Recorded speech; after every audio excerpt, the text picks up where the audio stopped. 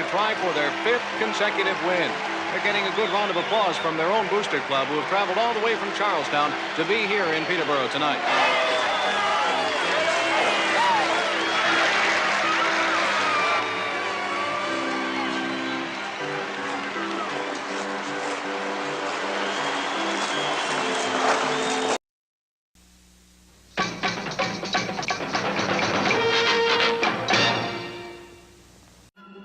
Stop doing those diet or workout fads to lose weight. Use the tried and true approach from Rockin' That Idea Life that helps you find balance while enjoying food in moderation and nourishing your body. Try the Lean 30 program at rockinthatIdeaLife.com and let today be your last first day of your weight loss journey. When buying or selling your home, you need to feel protected. Realtor Mike Burgoyne not only looks out for your interests, but as a St. Louis area police officer will make sure you feel safe and well-informed with every decision. Email Mike at strikewithmike.com and start the process today. That's Mike at strikewithmike.com. Welcome to episode 18 of season 13. This is episode number 449, all-time, of the often imitated, never duplicated. My buddy told me this is just a microdose of mushrooms, and he was lying. We're the original St. Louis Blues hockey podcast, Let's Go Blues Radio.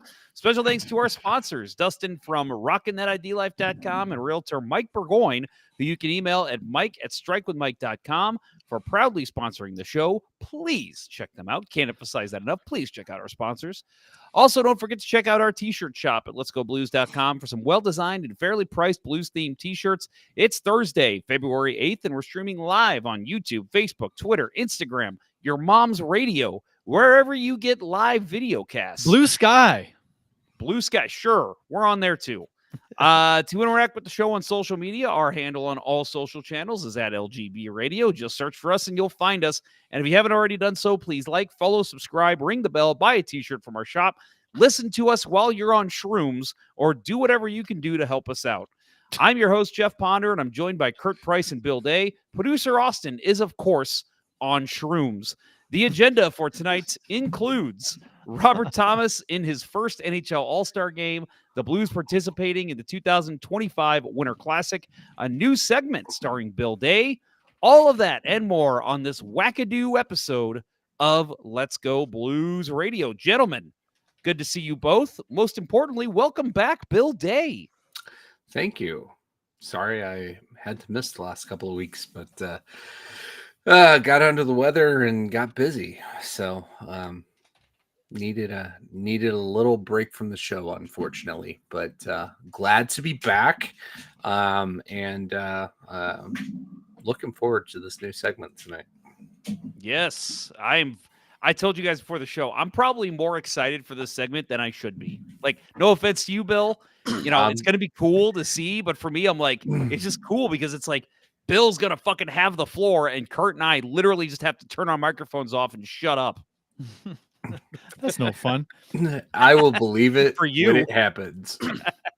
I just put out on Blue Sky. Blue Sky. Shared the link to our show. I do believe that this is the first St. Louis Blues podcast that's been shared on Blue Sky. How about that? Pretty sure. Add that to our record books. We don't have any records. There is like no Blues hockey content out there. There's like 2 St. Louis Blues accounts that haven't posted anything yet. So it's we're treading into uncharted waters with this show Uncharted on Blue Skies. Sky. Uncharted Skies, right? There you go. Boldly going where no Blues podcast has gone before. I'm yet to check out Blue Sky. You've said good things about it. I mean, I'll probably check it out this weekend. It's Twitter with less people.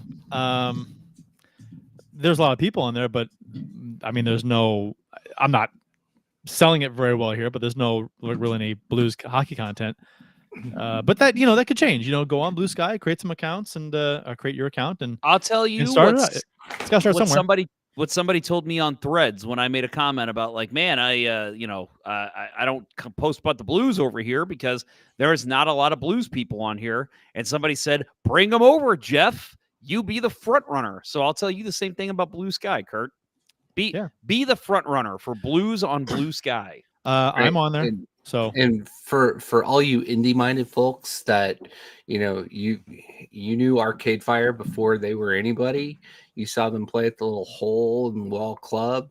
This is your chance on Blue Sky. You can There be you there go. before everybody else. it is now open to the public. So it was before it was invite only, but I think a couple days ago they opened it up to The the Spotify public. business model. Yeah, I guess.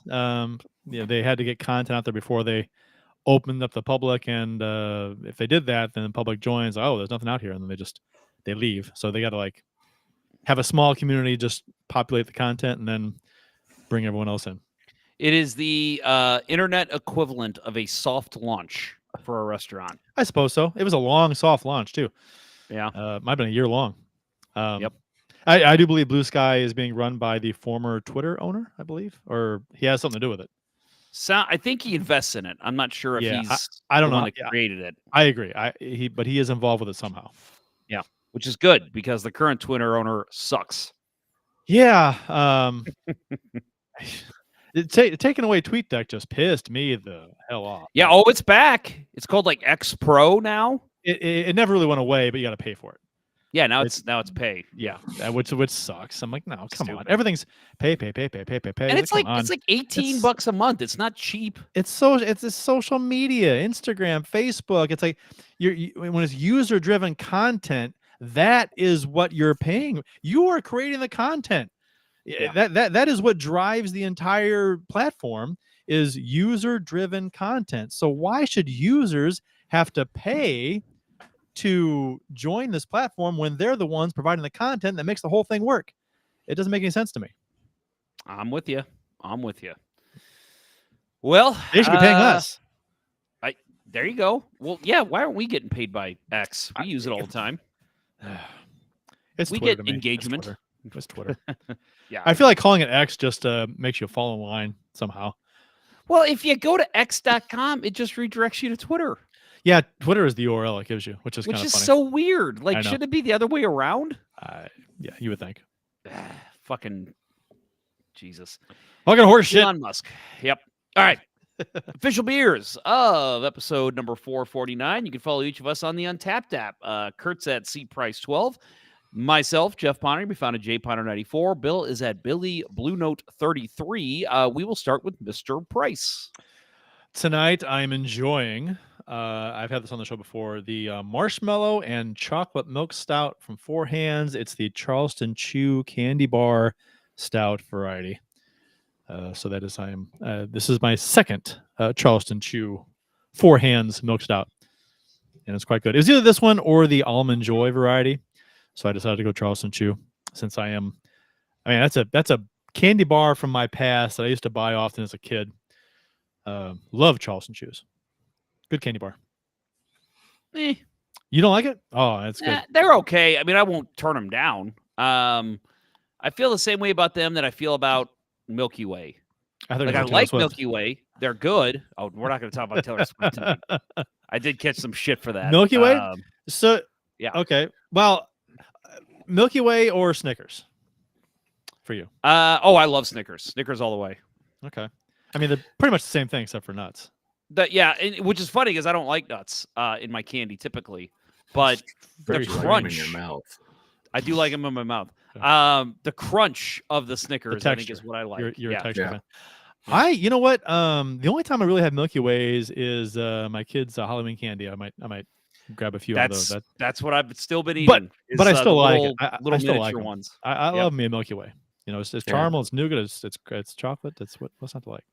Frozen Milky Way. It is the way to go. That Yeah. is what I was having. That's why my dog was licking the air, licking the microphone. I'll tell you what. Getting into the show. I'll tell you what though. 100-gram bars. Ooh, Oh yeah. those. Oh, crack. yeah. Those are crack. Those man. are underrated. Oh my god. Yeah. One of the probably for me easily top 3 candy bar might be my favorite. For sure. Really good. Me too. Yeah. Our little self-serve grab and go shop at work has those always. And yeah, when I'm pushing a late shift, I will go down there and that helps me get through. You a Kit Kat or a Twix guy? I'm going Reese's one. Okay. Then I go 100 grand, then Snickers. Those are my three. Okay. So I gotta put Kit Kats up there, man. Kit Kats are good. Man, yeah, Kit Kats get old fast for me. tell you what, they got different flavors. Did you Yeah. have the marshmallow one they had on over Halloween? I didn't Those were like that. good. Those Yeah, were I quite didn't like good. it. Oh, Yeah, really? some of them get too gimmicky. Yeah. Like I had the churro one, and I was like, "Oh, this is gonna be great." No, it was. They have a not. dark chocolate. They have a top half dark chocolate, bottom half mint, or vice versa. That's pretty good Yeah, if you like mint. yeah. No, my real quick, my top 3 candy bars are the Milky Way or the Reese's Fast Break. That's number 1. Those are good. Those are good. Yeah. Then I think Twix, then Milky Way. Frozen though, must be frozen. The frozen Milky Ways are good. Have you ever actually had the ice cream bar that's the Milky Way? Yes. So good. So good. Have you ever Big had Beaver. a deep fried Mars bar, or No. in this country, Milky Way? So damn good. Mars and, bars are they're so good. and I do believe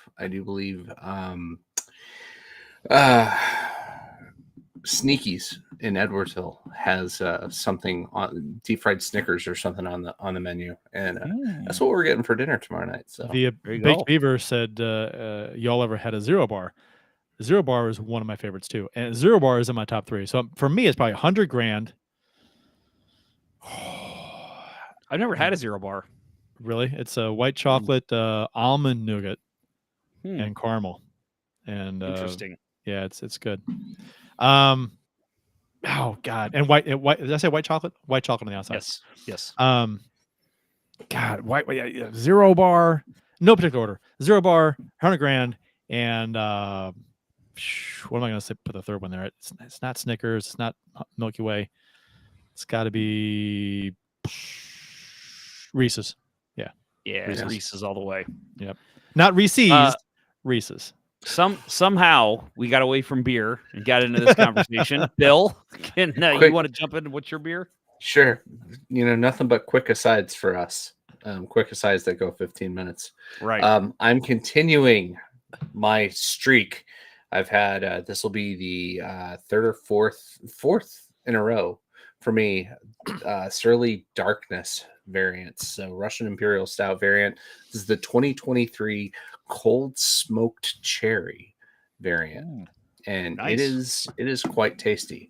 And I'll be able to keep this going at least 2 more shows because I found more. So I'm excited. The Cocoa Nitro is one that I just picked up. I think that'll be next week. But the last one that I'm really looking forward to is called Lumberjack Breakfast. It's maple Gotta be bacon. pancakes, right? Yeah, Ooh, maple that sounds bacon. good. So The looking forward to your can bill with Darkness reminded me of the event that Four Hands has every year. The slipping in the darkness. Is that what it's called? Slip in the darkness. Their stout festival yeah. that they have every year because they have a number of good stouts and they have a slip in the darkness festival. I believe it's called. We should really try to work with a brewery locally and do a live show at one of their events like that. Uh-huh. I think that'd be fucking cool. Get a little table. For sure. That'd be great. Yeah, we should do something like that. I just have people bringing us beer. That would be incredible. We could call Austin Beer Wench for the night. Yeah, there you go. There you go.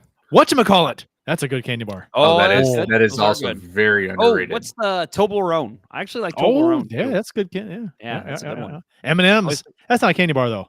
No. No, That's like a different like M&M's, Reese's Pieces. Yeah, it's a different Skittles. genre. It's Yeah. it's candy, but it's not. It's candy, not candy. Bite bar. size. Bite size. Yeah, whatever. Yeah. my beer tonight is the Citywide from Four Hands American Pale Ale. Awesome St. Louis flag there. And just a good sipping beer, which I needed. I was gonna get a stout, but as I told Kurt, for dinner tonight, we went to El Maguey and got myself a jumbo what the hell? Marg. Marg, thank you, margarita. And I was like, man, and plus I had a bunch of food there, as you do when you go to a Mexican restaurant. So I'm like, I need to drink light tonight. I was never really a margarita fan until I had them before for some reason wasn't a fan till recent, not that long ago. Amy kind of turned me on to margaritas again. I was like, oh, these are really, really good. And I don't know what I was thinking before, what happened, why I didn't like them before, but now I do. So margaritas get quite good. They are fantastic. For those of you that don't know, the margarita. If a margarita would like to sponsor Let's Go Blues Radio, let's hope. All right, well, let's get into it, guys. The first big news of the night that we'll discuss is something that was officially announced earlier this week. The Blackhawks will host the Blues for the 2025 Winter Classic at Wrigley Field. So the game will be televised exclusively on TNT in the United States and on Sportsnet and TVA Sports in Canada. So Ken Morris, make sure you know that. This will mark the 16th NHL Winter Classic and 42nd NHL regular season outdoor game. St. Louis is 2-0 in outdoor games after collecting wins in the 2017 Winter Classic against the Blackhawks at Busch Stadium and again at the 2022 Winter Classic against the Minnesota Wild at Target Field. First thing on the agenda here that I wanted to ask you guys, when I saw this, we have no trips planned this year. I don't know if we're going to do anything this year. So I thought this is perfect. End of the year. I think I am really going to try to make this happen. I think I'll be going up to Chicago for the Winter Classic. Get your hotel now. Yep. You can always cancel that. Yep. Get that because that'll go quick if it's not already. Yes, it will. So, well, the thing about Chicago though is so many hotels. Right, but I mean the good your like good if you want stumbling distance to Wrigley and not afraid to take the L and just stay, plenty of great hotels down in the Loop. Just take the L out to Wrigleyville. But yeah. So about you guys, have any interest in going? So I told Julie I was not going to even really think about it. So we'll see as the date gets closer. But I figure with the last two the Blues were in, cost was prohibitively expensive. Yeah. And this is going to be a smaller venue than both of the other places.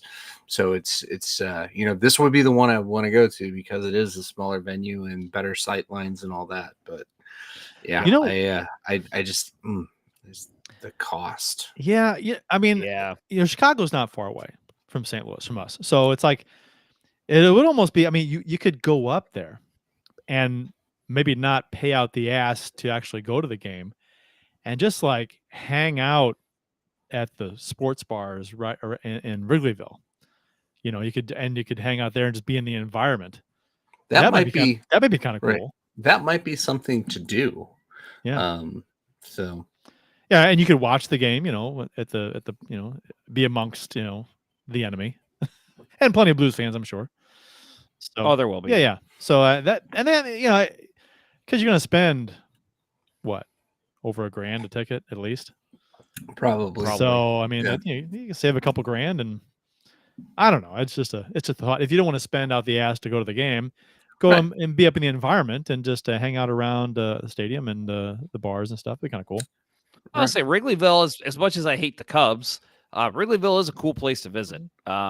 Pretty much there's housing, hotels everywhere right there in Wrigleyville. So you can walk around and there's people on the streets. They got the streets closed around they will have the streets closed when the event's going. You know what though? So it'll be cool. You know what though? Chicago is like over outdoor games though. They are. You talk with almost any Chicago fan. Unlike Blues fans, like this is our third Winter Classic and third outdoor game. So it's like, this is the third time. So, but we're all like, I think we're all in agreement that, hey, this is cool. I like this. Chicago, I mean, probably because they can't win them. they're 0-4 every time. And it's like, they're in them so much. And it's like, so I think they're just done with being in the outdoor games. And maybe the demand for tickets won't be crazy. It'll still. I know it's gonna. I understand, and the price is gonna be driven up by demand. I get it, but I mean, it's not like it won't be like it was in Minnesota last year. No. So no. Justin Scott in the chat says, well, Well, sorry, Bill, before I read this, did you have something to add to that? No, I'm good. Nope. I get my whole So segment he later. says, yes, that's true. Justin Scott, the Facebook chat, says, hey, boys, I saw a lot of backlash for Chicago getting another Winter Classic. I think it's stupid, too. Even the Blues are in it, and I think it's lame that Chicago getting another one is garbage. Yeah, that's been a sentiment across the league, and we say all the time, and I know, Kurt, you have thoughts on this, too, but it does seem like it is always the same teams, and I will say for our benefit, to be kind of selfish, it is nice to see the Blues be one of those teams now that are kind of getting reused. But at the same time, it is like, come on, this is a 32-team league. Like, why are we not seeing more of these teams get their chance? You had to know this was coming because the NHL cannot put Bedard on TV enough. You saw it during the skills competition, but he wasn't even playing in it because of the injury, and he was out there dishing passes. They had to get him on interviews in the locker room before the game, and he is, and they put him on screen so much. They want to talk to him so much, and he has the personality of a dish towel. He is not interesting. He's really, maybe it'll get better with time. He's a young kid, but they're just throwing him out there on TV so much, and he is boring AF. It's insane. Yeah, can you imagine if he's injured for this? Oh, yeah, but you knew it was coming. They'll postpone the game. Yeah, they'll be like, bad weather in Chicago until February 12th. You knew it was coming. They instead of letting him just become this superstar organically, they are force feeding you Bedard every chance they get, and they're trying to put the cart before the horse. Just let him become a superstar on his own, and then it'll happen.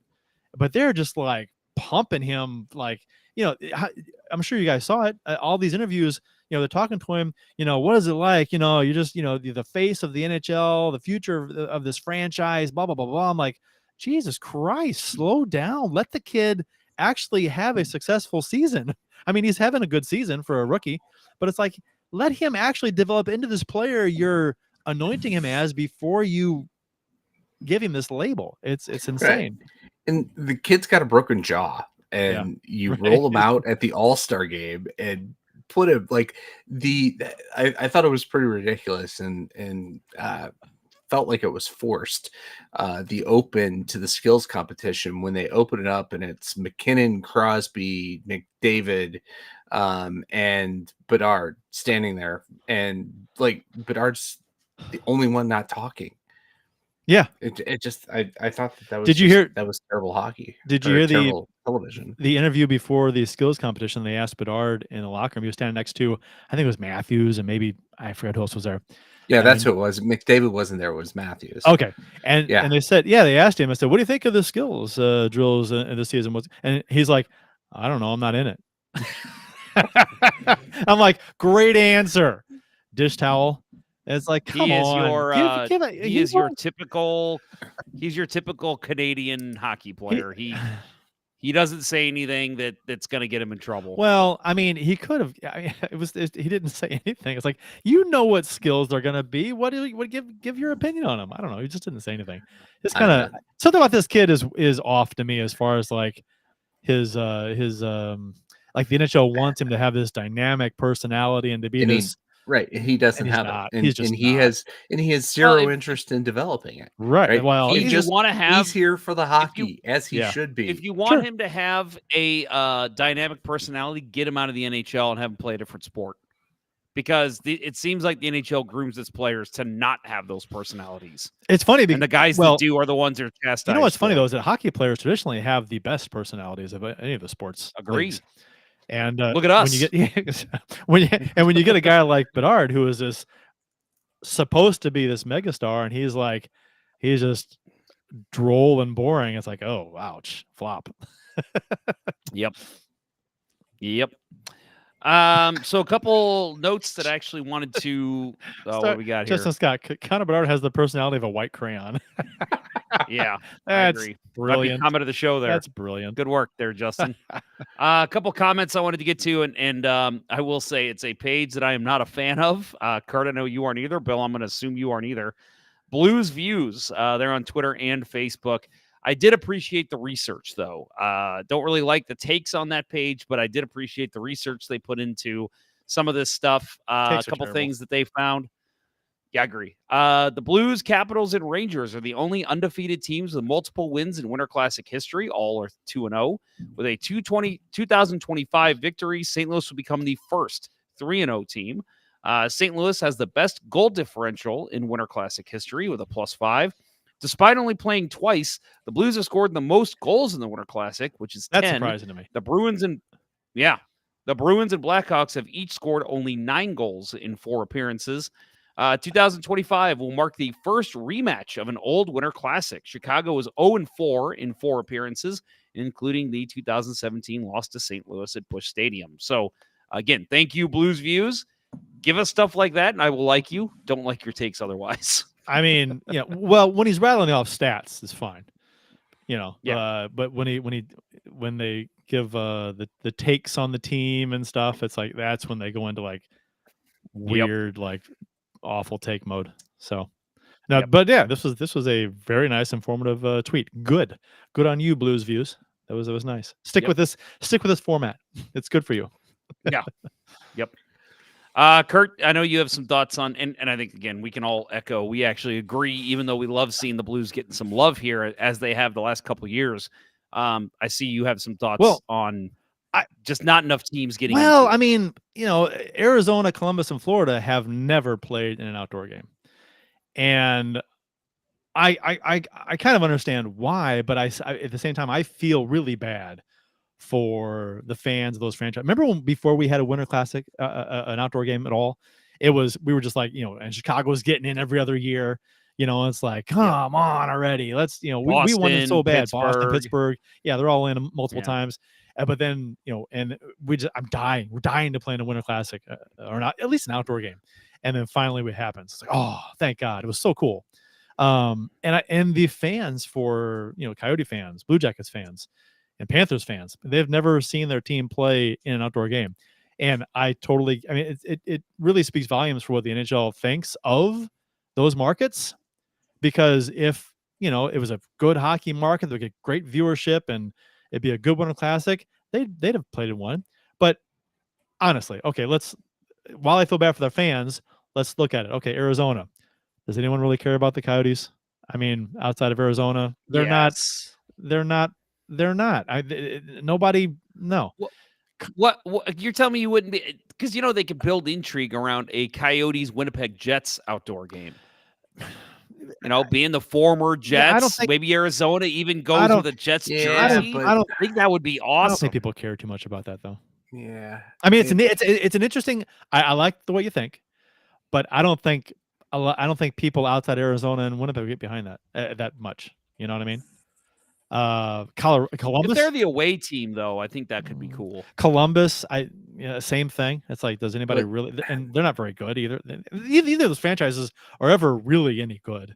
Well, so I think Florida's disadvantage is everybody wants to go to Miami, and they're not going to have an outdoor game in Miami. Here's the deal, though. Yeah, that's the thing. Take a game off the calendar for that. If they could play an outdoor game in Miami on the beach, wouldn't that be cool? I mean, just totally abandon the whole snow atmosphere, even pumping in fake snow when there's none on the ground. But to play a game on the beach, build the rink on the beach and play it. Ocean is the backdrop. And if they could have the ice be in good shape and the sun wouldn't be a factor, a lot of ifs there. But that'd be awesome. You'd probably have to do it at night. Oh yes. Oh yeah. 100% for sure. Yeah, like at night, look at what happened with the Blackhawks at Lake Tahoe. Yeah. Right. Yeah. That was the biggest disaster. Almost canceled. That was just future games. But that was just lack of thinking, because the only issues on the ice were the dark graphic areas. And that was like, the Right. dark graphics were attracting the rays of the heat, and it was just making the ice soft in those areas. All they had to do was make those graphics like an ice blue color, a light blue color, instead of like a dark. That was dumb. That was stupid. Here we go. How about this? How about we put everyone on rollerblades and they play Pro Beach hockey? With ramps behind the net. Yeah, with a ball. Put a ball. Why not?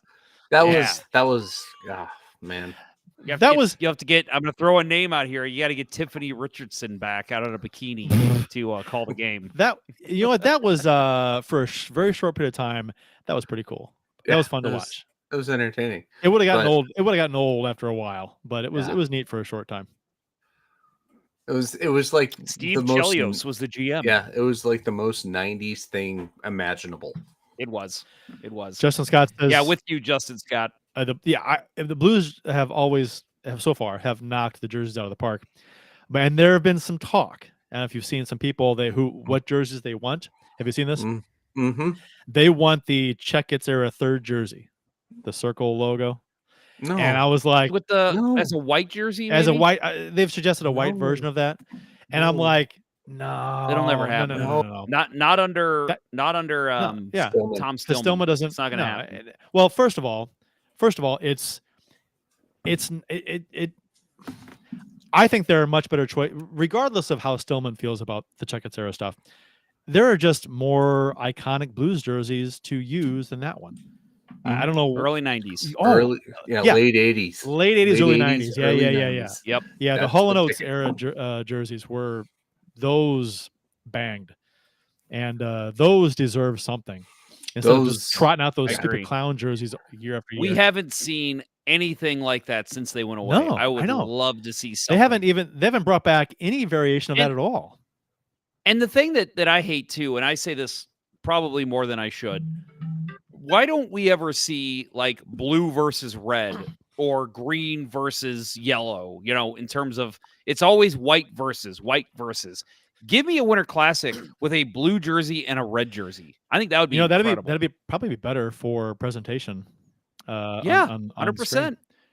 It would look awesome. So hold on. I do it in my NHL games all the time, and it looks fucking cool. So Justin Scott here says that a Minnesota podcast talked about how the Blues suck, so we shouldn't be in one. And Justin Scott says, so I had to give them a friendly reminder that they sucked in the Winter Classic a few years ago.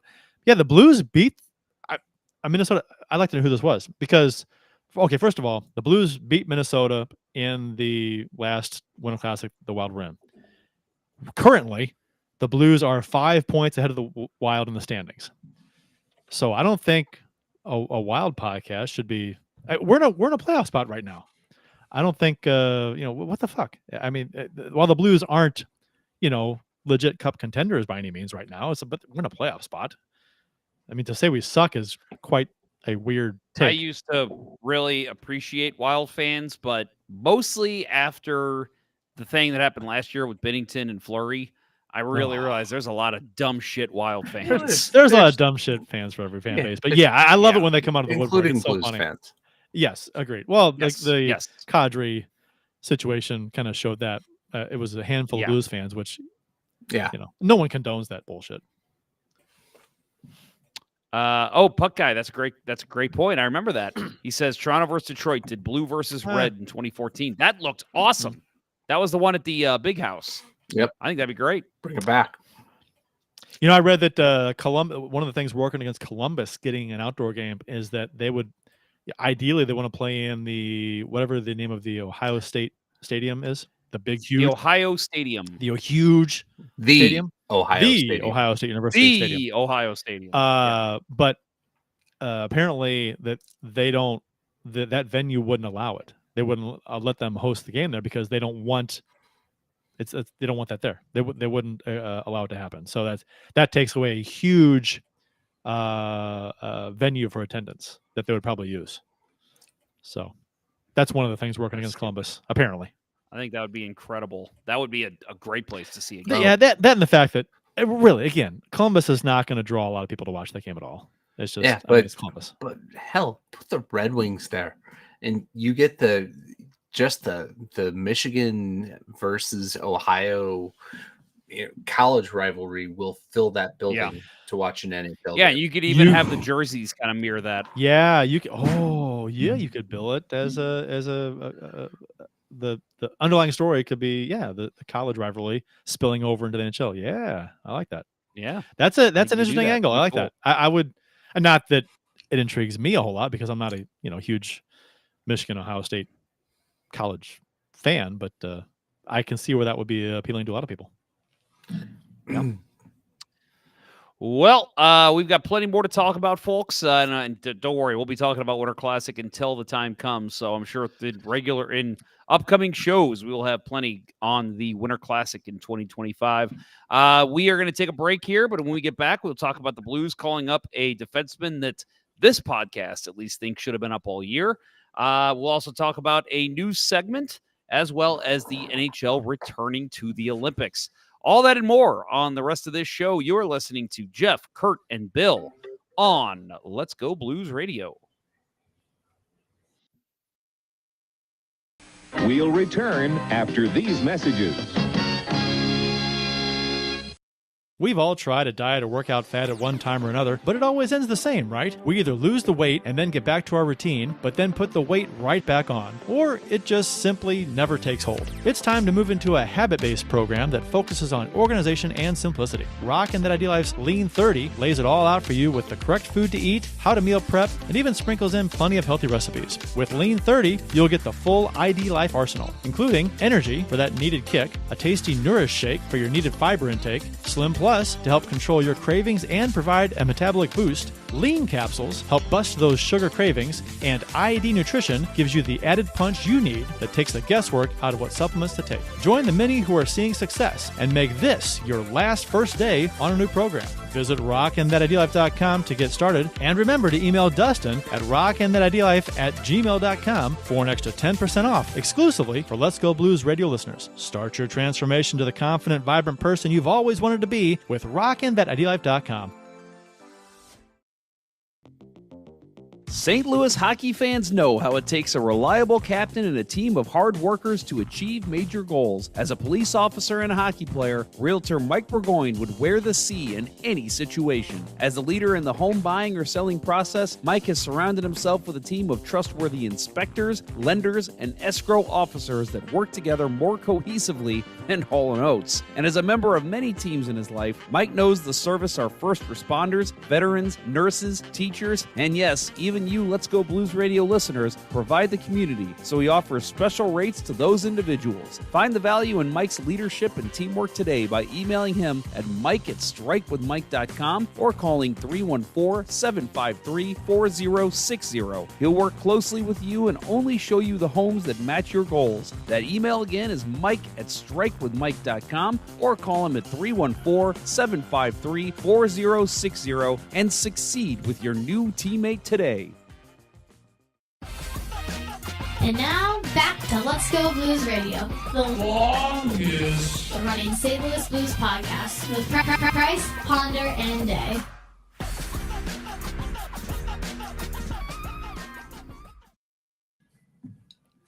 Well, we've got some Blues news that we'll talk about here to open up. First of all, this isn't in the notes, fellas. This came across a little bit later. Came across the wire today. It did. Justin Falk was officially placed on injury reserve by the Blues. They announced he has a lower body injury, and I think we all saw when he came back from his last injury, we all questioned, my God, he does not look like the same player. Mm-hmm. But I have to assume, I don't see it in the press release here, and they usually say it. This has got to be a retroactive, right? Because he's been out since end of January? So it's got to be a retroactive too, so he could come back sooner possibly. But yeah, maybe they just assume he'll be out a while, so they don't have to do retroactive. Yeah, I think they can always go back and make it retroactive. So yeah. So Justin Falk was officially placed on IR. So because of this, the Blues have recalled Calle Rosen from the Springfield Thunderbirds. Jeremy Rutherford earlier today, friend of the show. Yeah, we thought he was dead.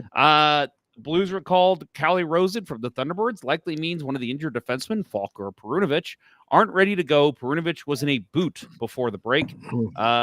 Team is in the ice at 2, so won't be known then. Yes, so that's clearly when Falk was announced to be on injury reserve. We don't know anything about Perunovic yet. At least I haven't seen anything.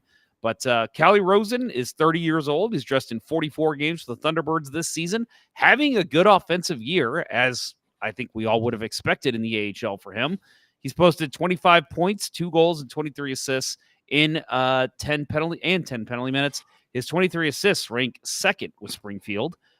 He's appeared in NHL career-high 49 games with the Blues last season, recorded 18 points, including 8 goals, and a team-leading plus 19. Your team leader in plus-minus has been in the AHL to open this season.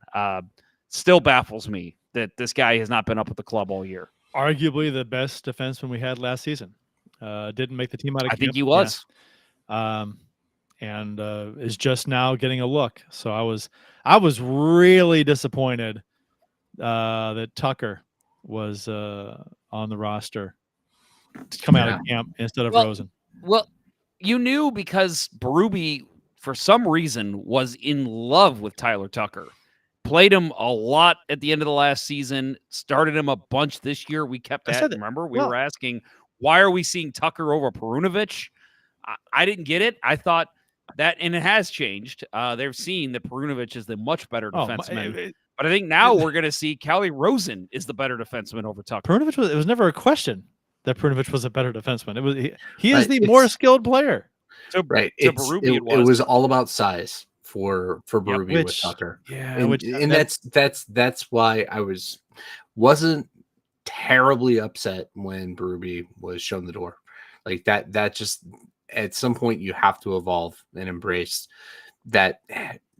All the successful NHL teams these days have smaller, fast skating defensemen, and it's how the game is right now. Well, when you err on the side of skill, you take if it's this player or that player for a position, if you go with the more skilled guy, you're gonna win more times than not. As far as like, you know what I mean?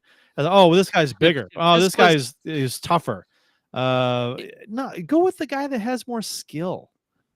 If this was 25 years ago, I think that debate is valid. What would you rather have, size or skill? Size, you can body guys out of the net, you can beat the shit out of them and not get a penalty. Right. That's not the case anymore. It's all about skill and speed and being able to move the puck. Tucker is fine, but Perunovic is good at doing all those things. Yeah. Yep. Tyler Tucker is the Murray Baron of this team. The Garth Butcher. Excuse me. You almost made me spit up my beer. I did not expect a Murray Baron. Just as long as he doesn't, not block an Irishman slap shot from the blue line. That'd be great. Yeah. True. Yeah. Jump out of the way. Yep. No, I'm excited. I'm happy to see Rosen get his chance. Probably, and we talk about how this defense has been better this year. Yeah. Probably the one defenseman that actually played well in a Van Ryn system. So we'll see how he does under the new Mike Weber system. Yeah, good point.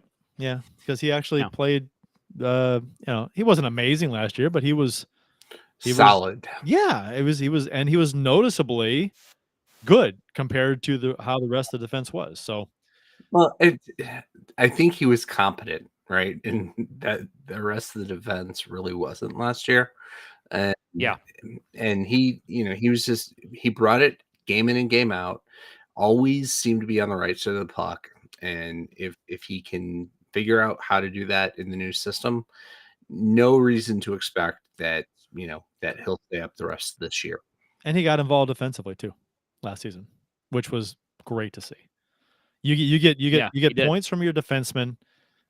It's a huge plus, especially when your forwards and your offense has, for some reason, gone into long slumps this season as far as shots on net, goals scored. They have to be opportunistic in their chances to put up 3 goals in a game. They have to get 3 goals on 18 shots. So it's you can't rely on that. And we talked about that last week. Hockman's article about that wasn't really a sustainable model. Right. So I agree to some degree. So it's you do want to be pressuring more offensively because that's you're not going to keep scoring at that rate.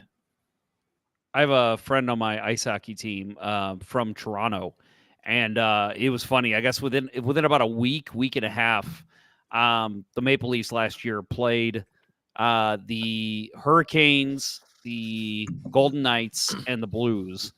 And he said against the Hurricanes, Frederik Andersen shut them out. And then against the Golden Knights, Phil Kessel scored 2 goals. And then against the Blues, Calle Rosen scored the game-winning goal. And he was just like, can you have a better trifecta of players that are from Toronto, like from the Maple Leafs, to just come back and bite us in the ass? He's like, you kind of expect Anderson, you kind of expect Kessel, but Calle fucking Rosen? I was like, yeah, that kind of sucks, man. I'm sorry. I mean, he was. I mean, if you follow Calle Rosen last season, he had a good year. So Mm-hmm. Guys, I'm very excited. Here we go. This is it. Everybody, tune up the audio. Listen up. Here we go. We are going to have our new segment. It is the Bill Days Save of the Week. That graphic compliment to Kurt Price. That is beautiful stuff. For those of you on the podcast, you are missing out. So we will move into our Save of the Week for Bill Day. Bill, here we go. Kurt, turn off your mic. We're going to let Bill handle all of this. This is from, I forgot, I should have looked at that first. Right. Hang on. That is from Joel Hofer against Philip Deneau at 12:15 of the third period against LA in their second to last game before the All-Star break. Bill, take it away. We really should have rehearsed this. So, yeah, so we'll watch this for the first time through, so everybody can get their bearings with how this play goes down. So, really, for me on this play, it starts with Hofer being aware of what's going on in front of him, and to the right of him, which John Kelly wasn't. Kevin Hayes got high stick by Kevin Fiala down in the corner. Parayko makes a pass up the boards to Walker. Moore pressures him, makes the turnover. And Walker, I thought, did a great job of not giving an odd man rush going back the other way. Forces Deneau to make the dish off to Fiala on the outside. Fiala winds up with a one-timer. There's the one-timer. Rebound comes off of Parayko's skate right to Deneau. Hofer really, in I think probably one of the things that we'll see as a theme with this segment, if I get my way with it at least, is Hofer makes a spectacular save, making up for overplaying. That typically happens, right? The fantastic saves are usually because you did something wrong prior to that, and I think that's kind of what happened here. Right, Hofer overplayed it. He Jake Allen's it, and is out of position. but what really, what is so fundamentally good about right here, if you watch the push with the left skate, in my day, back when I played, coming up through the local minor hockey system, goalie skates were very, very different than player skates. Very, very dull blades, and they were flats, right? We wanted to be flat as possible. The skates today are completely different, right? They are much more like player skates, much sharper. And you see this on this play. Hofer is able to stop his slide and push himself back across and makes a tremendous push right there. Right there's the push. Allows himself to get back to the middle of the net and cover as much net as possible.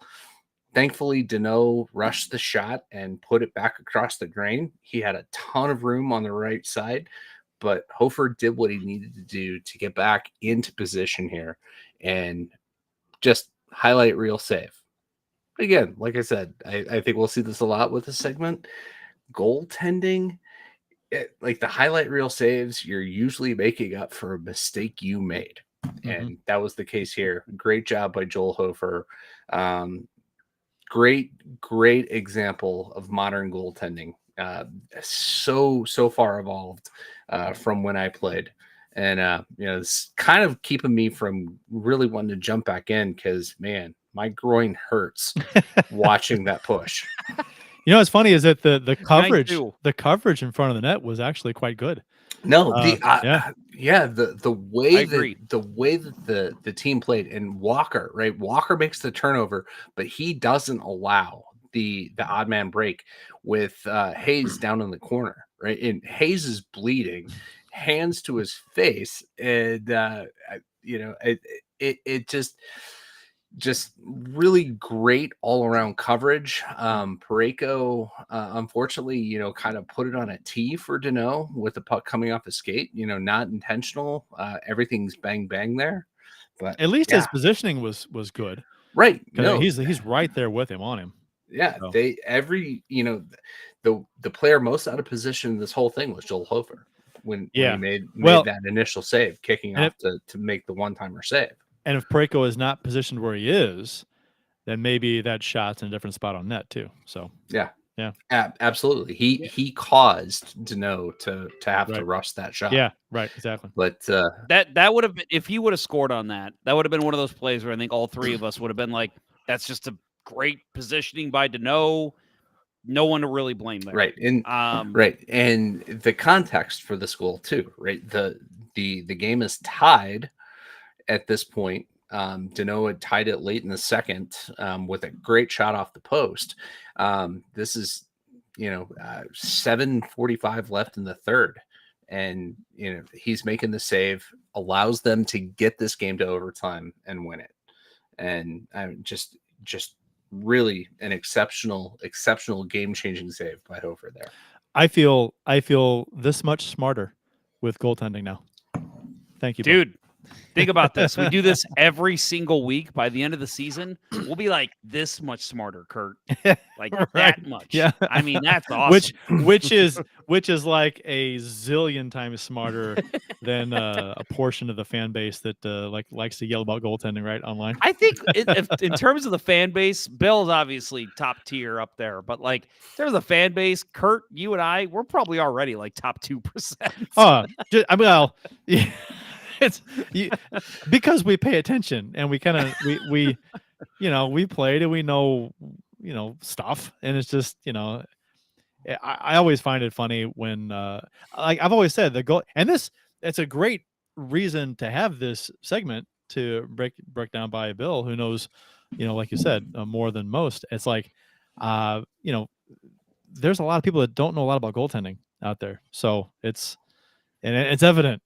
Right. So it's time to go to school at Let's Go Blues Radio with Bill and his save of the week. And I'll say for Bill, as somebody who plays hockey still and having foot problems and just getting back into playing again, I had a situation where I was playing D and I went to slide and I had to stop because the guy kept coming and he decided to circle the net, and I had to literally get up on one foot, stop myself, and then cut back the other way so I could still pick up the other guy in case he slid it in front.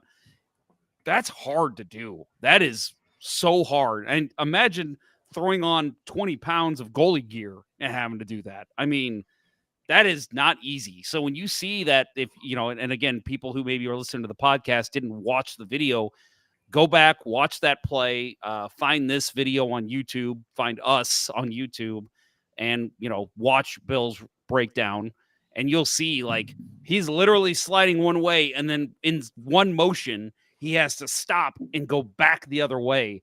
That is very hard to do on ice.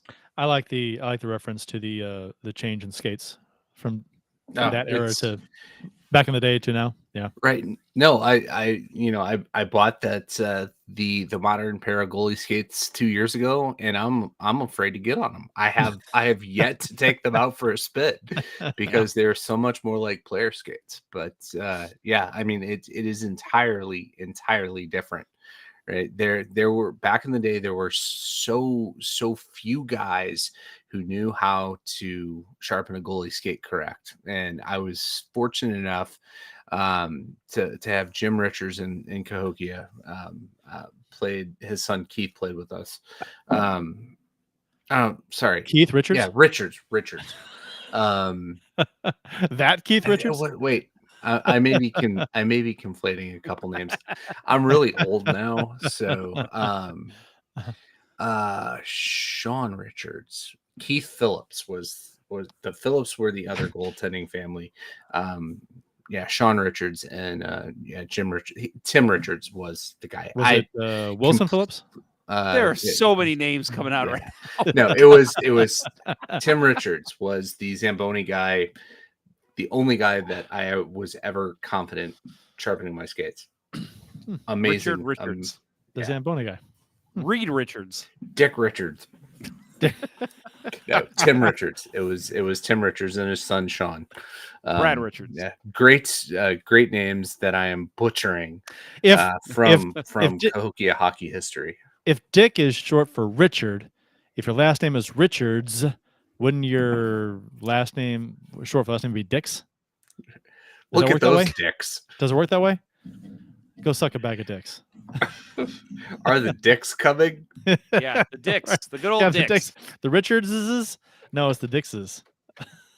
Yeah, Bill, I don't know if you saw that. Ken Morris brings up a good point here. Bill had a groupie asking about him 2 weeks ago. Did you know about that?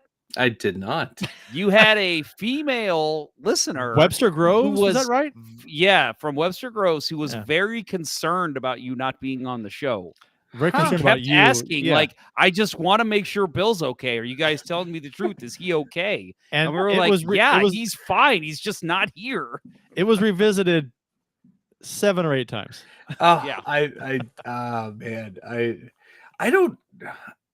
know a couple of people who live in Webster, but no, I'm drawing a blank on her name. So yeah, we thought it was a like kind of a joke, but then it seemed like they were kind of genuinely. Yeah, no, we actually I'm all good. We think this is an AI person, like this is fake. And she kept responding like, "No, I'm real. I'm just actually concerned. Like, where is he?" And we're like, I will have to go back and watch the show tomorrow night then. Yeah, it was later in the show. It was probably the last half hour or so from 2 weeks ago. So yeah, check that out.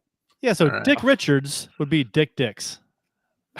Richard Richards is Dick Dix. Dick Richards, yeah, or Richard. Right, let's move on. Bill, Richards. Excellent job, man. That was great. I'm looking forward to more of these. I genuinely, like Kurt said, I like hearing you talk about being a goaltender and what it takes to be a goalie.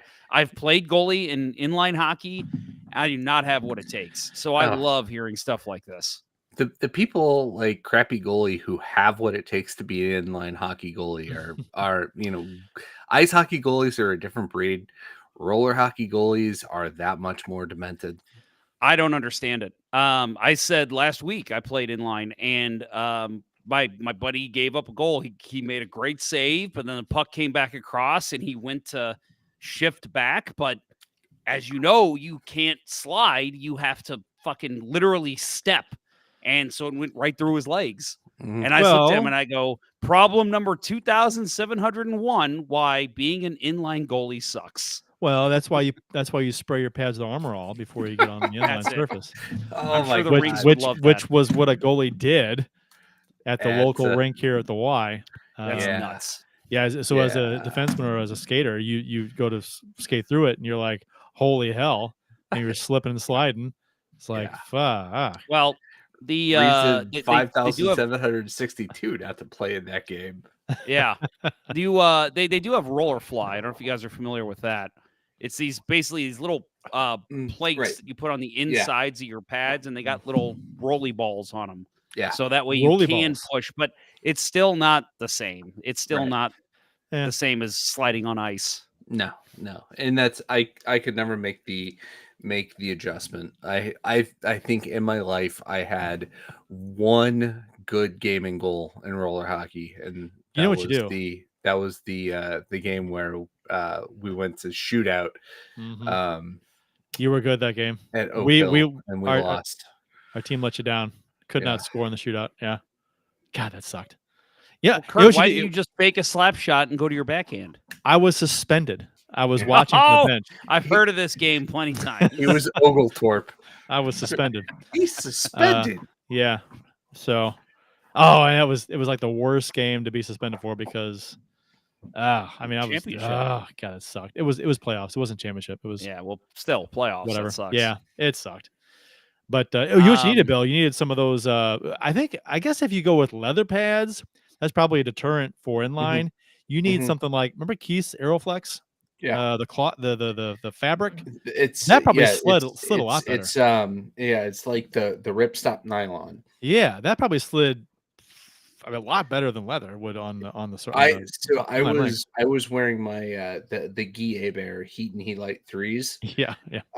That are still hanging in my garage today. And there's Actual Guy Aber's pads, by the way. Yes, Not just his model. Yeah. Yes, I think I've shared a picture of those on the show before, but I have a picture of you wearing them. yeah, it's And inline, actually. yeah, On a and yellow they sport are- court surface. the ballpark. Well, whatever it was called at that point. Way to play. It was a bad. All right, way to play. Last tangent here on this segment. Earlier before the show, when you, and by the way, those on the podcast can't see, Bill has added to his background there. He's got a couple goalie jerseys hanging up. Carey Price, Brian Elliott, and Patrick Waugh. Did you say those are your only goalie jerseys you own? They are. They Wow. are. It Man, is- how do I have a more obscure goalie jersey than you? yeah. You know what mine is? When my number one obscure, besides the Brodeur Blues jersey, that one's pretty obscure. But Obscure goalie. Blues goalie? no, you'll Um, never guess it. I'm telling you right now. There's no way. The guy that played for the Golden Seals. Byron Defoe. No, but Bill is onto something. Yes, Okay. he was a Golden. It's on my Golden Seals jersey. Oh man, It's a very common name. yeah. It's and actually, Lemieux. No. It's a common name. Well, that is a common name, but that's not who it is. Actually, this may be related to the if we ever get together for our Christmas gift exchange. Yeah, that'll happen. They're sitting upstairs. This is involved. This is related. So, Really? All right. yes. Well, the name is Gary Smith. Yes. Gary Smith. Yeah. Oh, that Yeah. common name, Smith. The Yeah. Cobra. Yep. Yeah, I got his just because I wanted that awesome, like, what is it? I guess, is it yellow? I guess gold. I guess it's gold. The Golden Seals jersey. And I was like, what player am I going to get? I'm looking through the roster. I'm like, I could get Zach Parise's dad, but then I remember reading stories about this Gary Smith and how, like, he was basically the only good player their first season. And I was like, you know what? I'll get Gary Smith. Sounds good. All right. Vegas Knights slipped by the Coyotes tonight, 3-2. Yes, they did. Yeah. All right. So, big news for the NHL this past weekend. The NHL is going to return to the Olympics. They're also going to host something called the Four Nations Face-Off next in lieu of the All-Star game for next year. We'll get into that in a minute. So it was during a press conference on February 2nd, NHL Commissioner Gary Bettman announced the league had reached an agreement to send its players to both the 2026 and 2030 Olympic Games for the first time since 2014. Russia's standing in the tournament has not yet been decided. The IIHF Council will meet next week to determine whether the country will be eligible to return to the 2025 Men's World Championship. At which point they will issue additional updates. Russia has been banned from IIHF competition since its early 2022 invasion of Ukraine for geopolitical reasons. If deemed eligible for Olympic play in 2026, Russia will qualify automatically based on their current world ranking. One of the driving forces behind the NHL's barring of players from attending the 2018 and 2022 Winter Olympics dealt with uncertainty over insurance and travel costs for players. That's been settled. Those costs, plus other travel-associated costs, will not be fronted by the league. Instead, individual Olympic committees and the IIHF will provide funding for players to travel and stay at the overseas events. For the first time, the Olympic tournament will be played on smaller NHL-sized ice in 2026. The big thing for me coming from all that news is the settlement, I guess, between the travel and the insurance. For those who don't know, the Olympic Committee is one of the most corrupt organizations in the world. I don't think there's any behind FIFA. Yeah, FIFA's number one. Behind FIFA. Yeah, like it is ridiculously corrupt.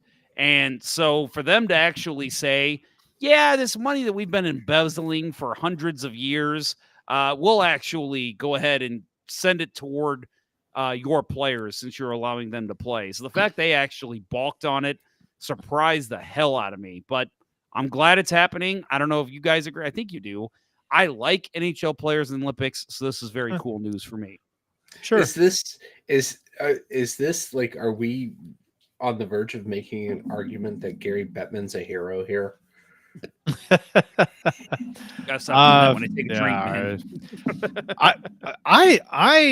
I mean, whatever the cost, who pays for what, whatever. I mean, I get it. That's one of the things that was prohibiting the NHL from sending its players. But what's most interesting out of all this to me is the rink size now.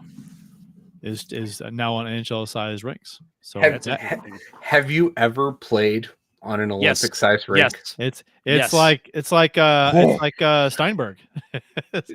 Chesterfield used to have an Olympic sized rink. Yeah. And we played one men's league game on that rink. And I remember my captain called the league and said, never put us on that rink again. We're too old and fat.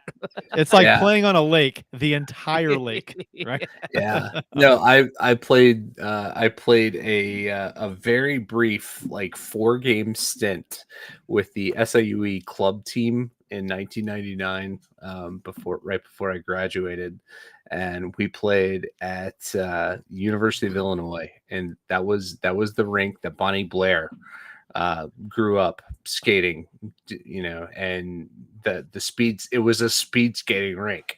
And it like basically it was squared corners and could not play the puck for shit. And then the other game we played Wash U at the Chesterfield Olympic size rink. And my last action I saw, I came out to try to play the puck, throw it back around the boards, and it died the corner, and I was way out of position. They scored. It is a lot longer behind that net. Awful Yep, experience. it's crazy, man. It's it's funny because, like, for me at least, when I'd step out and it was like, oh, okay, this doesn't look so bad. Like, it's fine. But then once the game starts, you're like, holy shit, I'm way out of position. Like, I gave that guy the entire length of the ice to skate up the boards. Yeah, it's impossible for a defenseman to get your back skating speed right when they're coming across the blue line and into the zone. Just impossible. To me, this is shocking. I mean, the Olympics have always been on like massive ice surfaces. You watch it on TV, you're like, man, there's a lot of open ice, and that's gonna change the game a lot for me. Olympic hockey, so I'm excited to watch that. It'd be more like, it should be just like the NHL players and NHL rinks, right? So just good hockey. You expect that the Latvias of the world will lose some of their international advantages. What just happened to my bottle opener? God damn it! What? I can't even tell what that is. It's a bottle opener. It just fucking broke. Is it plastic? Yes, it is. Well, that's your problem right there. It's also a flashlight. Is it also a clock? It's also a clock. Oh, it's time for my date with Joey. Hey, you got the reference. Nice. Well done. And Bettman said that this agreement is part of a larger push from NHL for more international best-on-best competition between its players moving forward. He said the league plans to rotate every 2 years between the Olympics and the World Cup of Hockey, which, if you like hockey in the offseason, this is great news. So every 2 years there will be a tournament, whether it be the Olympics or the World Cup of Hockey. Did they say it was going to be in the off season, or are they going to do, because leagues are moving to that MLS style where it's, well, I guess soccer style, where it's They haven't like the the NBA started to do tournaments. that, the mid-season tournament. Yeah, the Right. NBA did it. Yeah, and did you I see don't what the NBA named it today? No, The Emirates NBA Trophy, but as in yeah, United. yeah, no. So Emirates is like they're massive in world soccer. Yeah, Right? That's Arsenal, Kroenke's team. Yeah. So I'm thinking he had probably something to do with this, being the owner They haven't of said. the Nuggets. You know what? With the nature of hockey being a physical, violent sport, I can see them being slow to go to the in-season tournament. Soccer's not, like hockey. Basketball is, it's not. Mulan. Well, what? Oh, Sorry. I spelled that wrong? I spelled it like the Disney princess, didn't I? You did. Mulan. It's Mu- Milan. Milan. Me, Like Lucic. Lucic. Yeah. Yes. Sorry, in the chat, So- those on the podcast, somebody asked what the country the Winter Olympics is in, and I said Mulan, like the Disney princess. It is Mulan. Yeah, remember back in the day, when some players would opt out of the NHL All-Star game, and some fans would be like, "Good, I don't want them getting hurt." Just for the stupid All-Star game, which is like no contact and guys coasting around. An in-season tournament, country against country, where the level of hockey is as high as it will ever be. There are guys that are gonna get hurt. So I mean, I don't know about. Maybe they'll have it, but I can see them being real tentative about doing that. No, yeah. Sorry for the soccer rant, but Liverpool just lost in the last month. There are two mid-season international tournaments, the AFCON and the Asia Cup, and best player and best striker in the Premier League this day is Mohamed Salah. Goes to play for Egypt, hamstring injury, out through the end of February. Liverpool top of the table, and they're without their best striker through the thickest of games. It's terrible. I hate it. I'm sorry. Yeah, hate that. The in-season tournaments strike me as strange. Like, why not have it in the off season? I get it if players want to have time off, go on vacation, family time, whatever, but you can't take a couple weeks and do an off-season tournament. Delay the start of the season or shave the season by a few games to make, I don't know. Off-season sounds like a much better time. That way, any injuries might have a month or two to heal. I don't know. I'd be shocked if the NHL does an in-season tournament. That's why I think what if they did it as a precursor to the World Junior Championships, like early December, mid-December? I don't think they would do it at all. I think they would. I think that's why they're going to every other year Olympics and World Cup. I think that's why they're doing it that way. They have an off-season tournament. That to me sounds fantastic. I like that idea. Oh, I love it too. I'm just saying I know that leagues are interested in that format that the NBA just recently moved. Right. I'm sure it's a moneymaker. I'm sure it'd be good hockey, but I worry about injuries costing teams a shot at the Stanley Cup too. So yeah, that's true. Yeah, that's I think it's going to wind up happening, and I think it's going to be that get used to every other year All-Star games, which is probably a good thing. I don't know if we're going to talk about that at all, but yeah, they're not going to have one next year.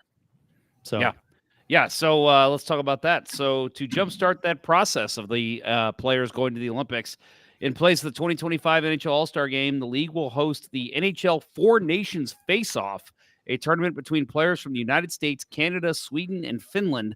The event will be hosted February 12th through the 20th in two cities, one in the United States and one in Canada. They have not named those yet. But again, talking about in-season tournament, that's exactly what this is. Gary Bettman says, quote, "We wanted to do something, but we felt that we couldn't get ready in a year for a full-blown World Cup. This gets us started and puts us on a schedule that I think everybody is not just excited about, but really comfortable with." Just a quick note, only one active Blue has Olympic experience. That is defenseman Justin Falk. He played for the U.S. in 2014. Do you know what's interesting about this? Russia's off this, as in left off of this too. Yep. This isn't even IIHF. This is the Four Nations thing, and so,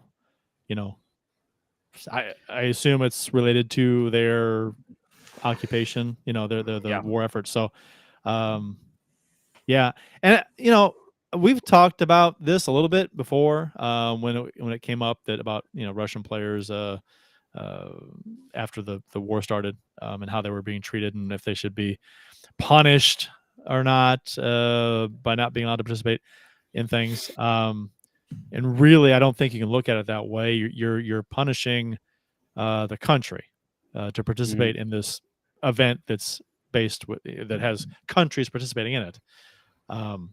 Let's also not forget that the original ban for Russia was actually because of a doping scandal. They were giving steroids to their players, and that's why originally Russians were not allowed to participate for Russia. They were participating. What was it called? I can't remember what they called it. It was the weird unified acronym. Team. Unified team right. of Russian athletes or something. But yeah, they could compete, but they couldn't compete under the umbrella the of Russian flag. Russia. Right. Yeah. Sochi was just they had a doping lab. So, but anyway, so this tournament, I love this idea. Actually, I think this is really cool, and I think, and I know we've had the U.S. or was it North America versus the world back in the day. I hated that. I thought that was stupid. You had some weird players making that world team. I think now if you did a 4-6 nation all-star game and made it all weekend, that could be interesting. But we'll talk about that another time, I'm sure. But I love this idea of this 4-nation face-off where it's, you're going to get a U.S.-Canada game. You're going to get a Finland-Sweden game. Like, I'm all for this. I love this. And players are going to take this seriously. Right. I mean, looking at the World Junior Championships, like those are pretty damn good. And then those rivalries, and even the U.S. and Finland have played some pretty high stakes games over the years. And so it's pretty awesome. And you have to know that a couple of years from now, the next cycle of this, if they're going to call him Team Czechia, like in the World Juniors, but you getting the Russians and the Czechs back in the game, that's going to be huge. Yeah, it is a shame. It is a shame that Russia is not going to be in this. They should be. I mean, talent-wise, they talent-wise, they absolutely should be in this. But it's look at the top goaltending in the NHL today. Never thought that like back in the 90s, you had Nabokov coming up, and Habibulin towards the end of the 90s. But you didn't have great Russian. Mikhail Stalenkov for the Anaheim Mighty Ducks, right? There just weren't those guys. But now Shesterkin, right? That dude, Sorokin, Varlamov, top goaltending. Vasilevsky, right? I can't believe I left him off, right? Yeah. That really you can make an argument that the top 5 goalies in the NHL are not from North America, Sweden or Finland. Well, and that brings up a great point here from Winning Unlimited. He says, who are the Canada goalies? And I'm sitting here racking my brain. Who are the best Canadian goalies? He has Benner and Ingram. I mean, the fact that Connor Ingram Right. is in this conversation is Bennington interesting as hell.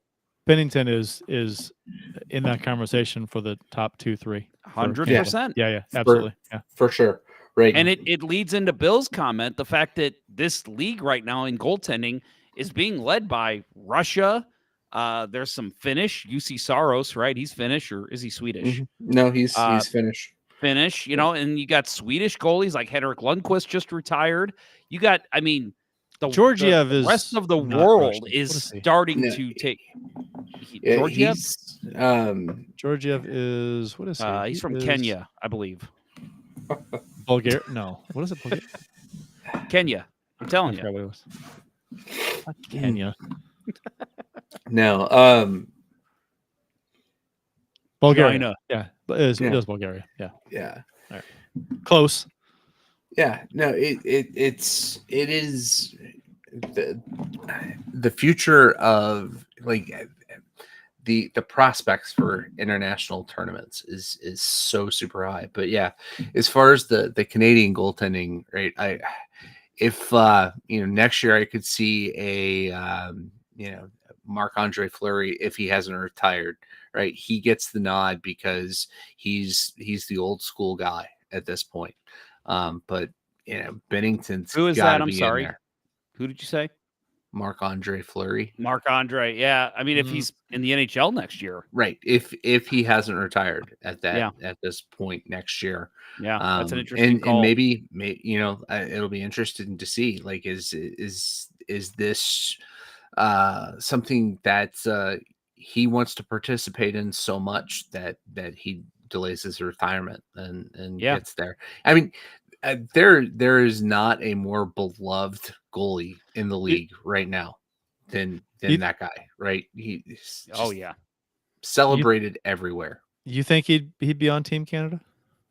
If he wanted to play there, he would be one of the goalies. He would make it over Stuart Skinner. I think that would be a conversation where they'd say, Marc-Andre, do you want to do this? And I think he'd say yes. And because it would be we have guys that are probably just as good as him, but even having him as your third goalie, I mean, I mean, just for morale alone, having that guy in the locker room would be huge. Yeah. And I love definitely got to be in that mix. I think so too, 100%. Yeah. And I love Whittington Unlimited's comments here about the U.S. goalies. Thatcher Demko, Connor Hellebuck, Jake Ottinger. Something that he didn't even mention. Again, you talk about the veteran presence, the guy you could get, John Gibson. I mean, that's another one. Yeah, guy that wound up at the wrong place at the wrong time in his career. He did. Oh man. So interesting. We'll see. Oh my goodness. Winning Unlimited. I don't think that's going to happen. He says, okay, with Doug as GM, do we see a possibility of Binner and Hofer on Team Canada? Not for this 4-team face-off. We'll see what happens by Olympic time. Yeah, I mean, a couple of years, you never know. But somebody on this team loves them some Hofer with as many games as he started this year. Yes. And he's not looked terribly out of place, but definitely not what we expected. I mean, he would have to be worlds on fire, taking the number one spot going into this tournament for him to, I think, be on this team for this tournament. Right. If Connor Ingram's playing at the same level that he's playing right now for the Coyotes, no way. No way. I mean, how much does he have to do with the Coyotes still being in the playoff picture? Yep. So potential Blues could be on this Four Nations face-off team as of right now. We'll see if any of these guys are Blues at this time or at this the time this tournament takes place. For Finland, Kasperi Kapanen. For Sweden, Oscar Sundqvist and possibly Calle Rosen, depending on who's available. Canada, you've got Robert Thomas, Colton Parayko, and of course Jordan Binnington. USA, you've got Justin Falk, Torrey Krug, and Scott Perunovich. I think is all potential players. They'll all be on a short list, but I don't know. The ones that are surefire going to make it, I might be speaking a little highly of him. I don't know. I think he does. I think Robert Thomas is definitely on Team Canada. He's for sure on, Yeah, I count him as a top forward. If you consider the top 12 forwards in the NHL, dude, you put Robert Thomas out there with Connor Bedard. Yeah, I mean, Jesus Christ. Hell, right now Robert Thomas could easily be a fourth line shutdown setter on a Canadian team.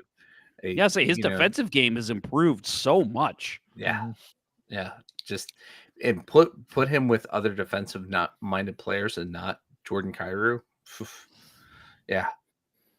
And then I'll say I think Colton Parayko is another guy. I think all three. It's crazy to say because you think Team Canada is the powerhouse it is. Does Craig Button have any input in this?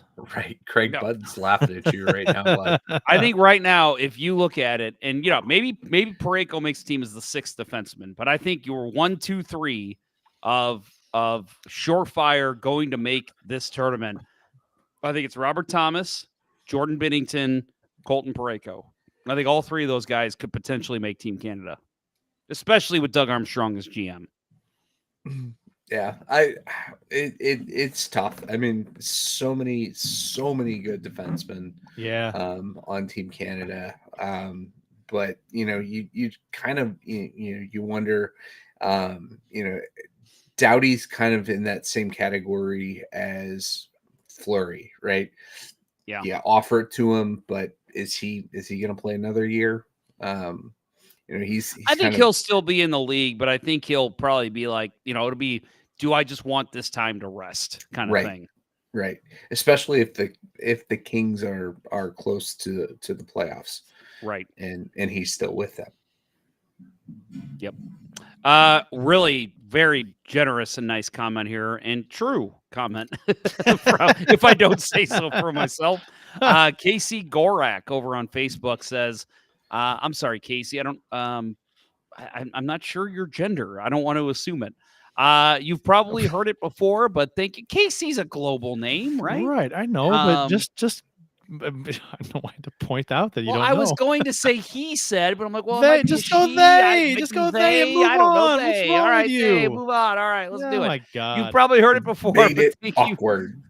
You've probably heard it before, but thank you. Now Casey's never going to listen to the show before, or never way to listened go. to the show. Losing listeners left and right.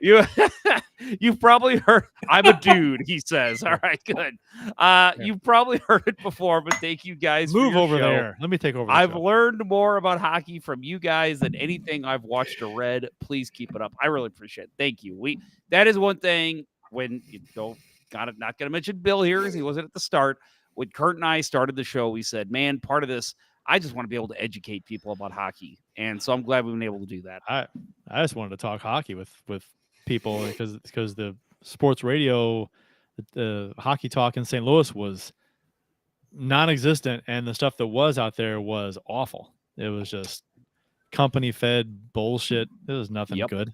So it was I was like, just we I think we know what we're talking about. So I just wanted to have an intelligent conversation with somebody on a regular basis, and I think that's what we've done. So thank you. And when you guys offered me the opportunity to come and drink beer and talk hockey and not have a whole lot of other responsibility, I was all over it. It's so funny because I'll talk to my hockey teammates about it, and they'll be like, really, all you do there, honestly, is sit around, drink beer, and talk about hockey. And I'm like, yeah, it's the life. It's fantastic. For me, especially since I don't, I'm not allowed to touch the technical end of things. Yes, Bill really has it made. It's like DJ Joe that did the that little fun intro for us that time. It was like all they do is sit around and drink beer and talk hockey. It's true. That is what we do. Right. Bottoms up, baby. That's it's not a hard commitment to make, I'll tell you. No, it's not. There are worse part-time jobs in the world. I will tell you that. Robert Thomas was at the NHL All-Star Game. He was on Team McDavid. He was apparently. Didn't do a whole lot. No, he was on Team McDavid. He did not participate in the skills competition, which we can briefly discuss in a little bit. His first game of the All-Star Game did itself. Nikita Kucherov. Yeah, right. Zing. First game, he had 0 points and 2 shots. Only he and Sam Reinhart didn't have points in the first game for Team McDavid. They did win that game and in overtime, so they ended up going to the championship game. In the second game, 0 points, 2 shots. Only he and Reinhardt didn't have points for Team McDavid in this game. So they're the only two players from the two championship game teams to have 0 points. I don't give a shit. I saw some people saying, "Oh my God, how does our guy not even get a point in a tournament like this?" I don't care. It's the same as if Austin Matthews would have put up 35 points in 2 games. I would have been like, "Wow, you put up 35 points against a bunch of guys who don't give a shit." So I have no problem with him not having a great tournament. I mean, for me, it was that he just didn't play well at all. He looked terrible, and not that it matters. It doesn't. But I mean, everything was telegraphed. Nothing was no creativity. It was just like 2-on-1. He's passing, and it usually didn't connect. It's like I don't know. It was just uninspired.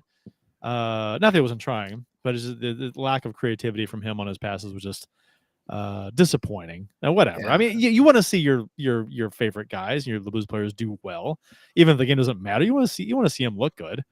And you're watching. You want to cheer for him a little bit, and it was kind of a sad performance, actually. Yeah, no, I have the player that I have compared him to most over his NHL career and thought at one point he was eclipsing him was Matthew Barzal. And holy shit, what an all-star day Barzal had, right? He is a couple levels above Thomas based on that performance. I think Thomas is still he's still building up that full 82 game stamina, and this extra not getting that it's kind of, it sucks for all of us Blues fans not to have Blues hockey for 10 days, but this extra break, getting a chance to go will be great for Tomer. But yeah, it's Barzal definitely, I always want to make that argument. Thomas is better than him. Coming out of this, there's no way I can keep making that argument. I think you can, because it's a fucking all-star game, and I don't care. I think Thomas is a better player than Barzal overall. You tell me you watched. You tell me. Did you watch the game? No. Okay. Did you watch 8 hours of the game? 8 hours. I didn't do that either. So for those Blues fans that did watch the game, I was one of them. You're watching the game. You're looking for Thomas. If you did watch the game, you'd be looking for, okay, when's Thomas on the ice? Oh, there he is. So that's the only time I'd pay attention. And you're paying extra attention because you'd like to see him perform well, because you're a Thomas fan. You want to see him do well. I mean, even though it doesn't mean anything, right? It's an all-star game. Who cares? But the last time I remember, I think it was Tarasenko was the last one I watched that he was in. And I did do that. I was like, okay, when's 91 on the ice? Yeah. Mm-hmm. So, I mean, but I hope he had fun. I love Thomas. Hope he had fun, but he laid an egg during the game. He just didn't. He just didn't do anything, and it was unfortunate. And whatever. And with it being his hometown, I think you kind of expect a little more too. Probably. Like, it's my first All-Star game. I'm just gonna pass to everybody else. I'm not even. I mean, he rarely shot. He had a few shots in the 2 games, but it's like the first game that Team McDavid was in was great. They scored 2 goals in the last 30 seconds to tie it, and then they won in the shootout. That was cool because they were down 3-1 or whatever it was. They were on my 2 goals, and they scored 2 in the last 30 seconds to tie it, and they won the shootout. That was pretty cool. That was fun. And but Thomas was not on the ice for any of that. Yeah. So anyway, I overall All-Star game, I liked it. I've liked the 3-on-3 format much better than the previous 5-on-5, 25-26 game they'd have. The 3-on-3 tournament for me, so much better, even though, the first, 4/5 of the game are the two teams just kind of feeling each other out, kind of half-assing on defense and whatever. But then if it's close, the last few minutes, guys are kind of busting their ass. Yeah. So it's like, okay, so if you watch the All-Star game, just watch the last few minutes of a close game. Then you see guys trying. Guys are back checking. Guys are actually trying to win this game. So that's when it's more fun to watch. when it's close and guys actually do care. It's weird how they just turn it on. Okay, I care now. Yeah. Yeah. You see that in. Go ahead. Yeah, I mean they're all competitive, and overall, generally, I liked it. Whatever. I mean, I understand. I understand what it is. So I'll be honest. The only reason that I didn't even have it on, they've changed. So it used to be skills competition Saturday night, and then all-star games Sunday afternoon. They've changed that. Now it's Friday night skills competition. Is it Saturday afternoon or Saturday night? Saturday afternoon for the game. Afternoon. My Saturdays are shot. If the skills competition Saturday night, I'm like, I will do what I can to make sure I can watch it. Saturday afternoons are no go for me. Well, I didn't watch it live. So and then Friday night I had something going on to where I had to miss it, and it was just I literally couldn't watch any of it live. There are these things nowadays called DVRs, and you can watch them at your leisure. I know, but when I hear from everyone I know how awful it was, I'm like, I'm just not going to watch it. I'm usually off the grid if I'm recording something I want to watch later. So yeah, I watched the skills comp in the morning, Saturday morning. I caught a couple of clips on what'd you think about it? And I mean it's I didn't like it all that much. I hated it. I mean, when they brought the goalies on, I thought that was better, but come on, goalies second class citizens. We can only make 100,000 when they were basically giving McDavid, who created the competition with his off-season workout, $1 million. But how many events were the goalies in? They weren't in all the events. They were only right? Yeah, right. And that's bullshit. Well, I mean, you get the 100,000. Here's the thing. I watched it. I liked it. I was like, I thought it was far better in the past couple of years with the stupid shooting a surfboard. You think shooting a surfboards on the beach is better than what I'm saying actually having the hardest shooters and the best accuracy shooters, having them involved is better than what I saw last weekend. So, okay, that's a different discussion, I think. It's the same discussion. No, as far as who's competing, that's different than the actual events. But that's my problem with it, is you're not actually having the hardest shooters compete. I don't care. Okay, personally, to me, I don't care if the best of the best in the NHL are competing in the skills competition. Honestly, I'm watching it. These are all high-level players. They're maybe not the best of the best in each particular category. But you're never going to get that, really. I mean, Ali Afraidy, how good. I mean, okay, there are some players like Parayko, for example. He has one of the hardest shots in the NHL.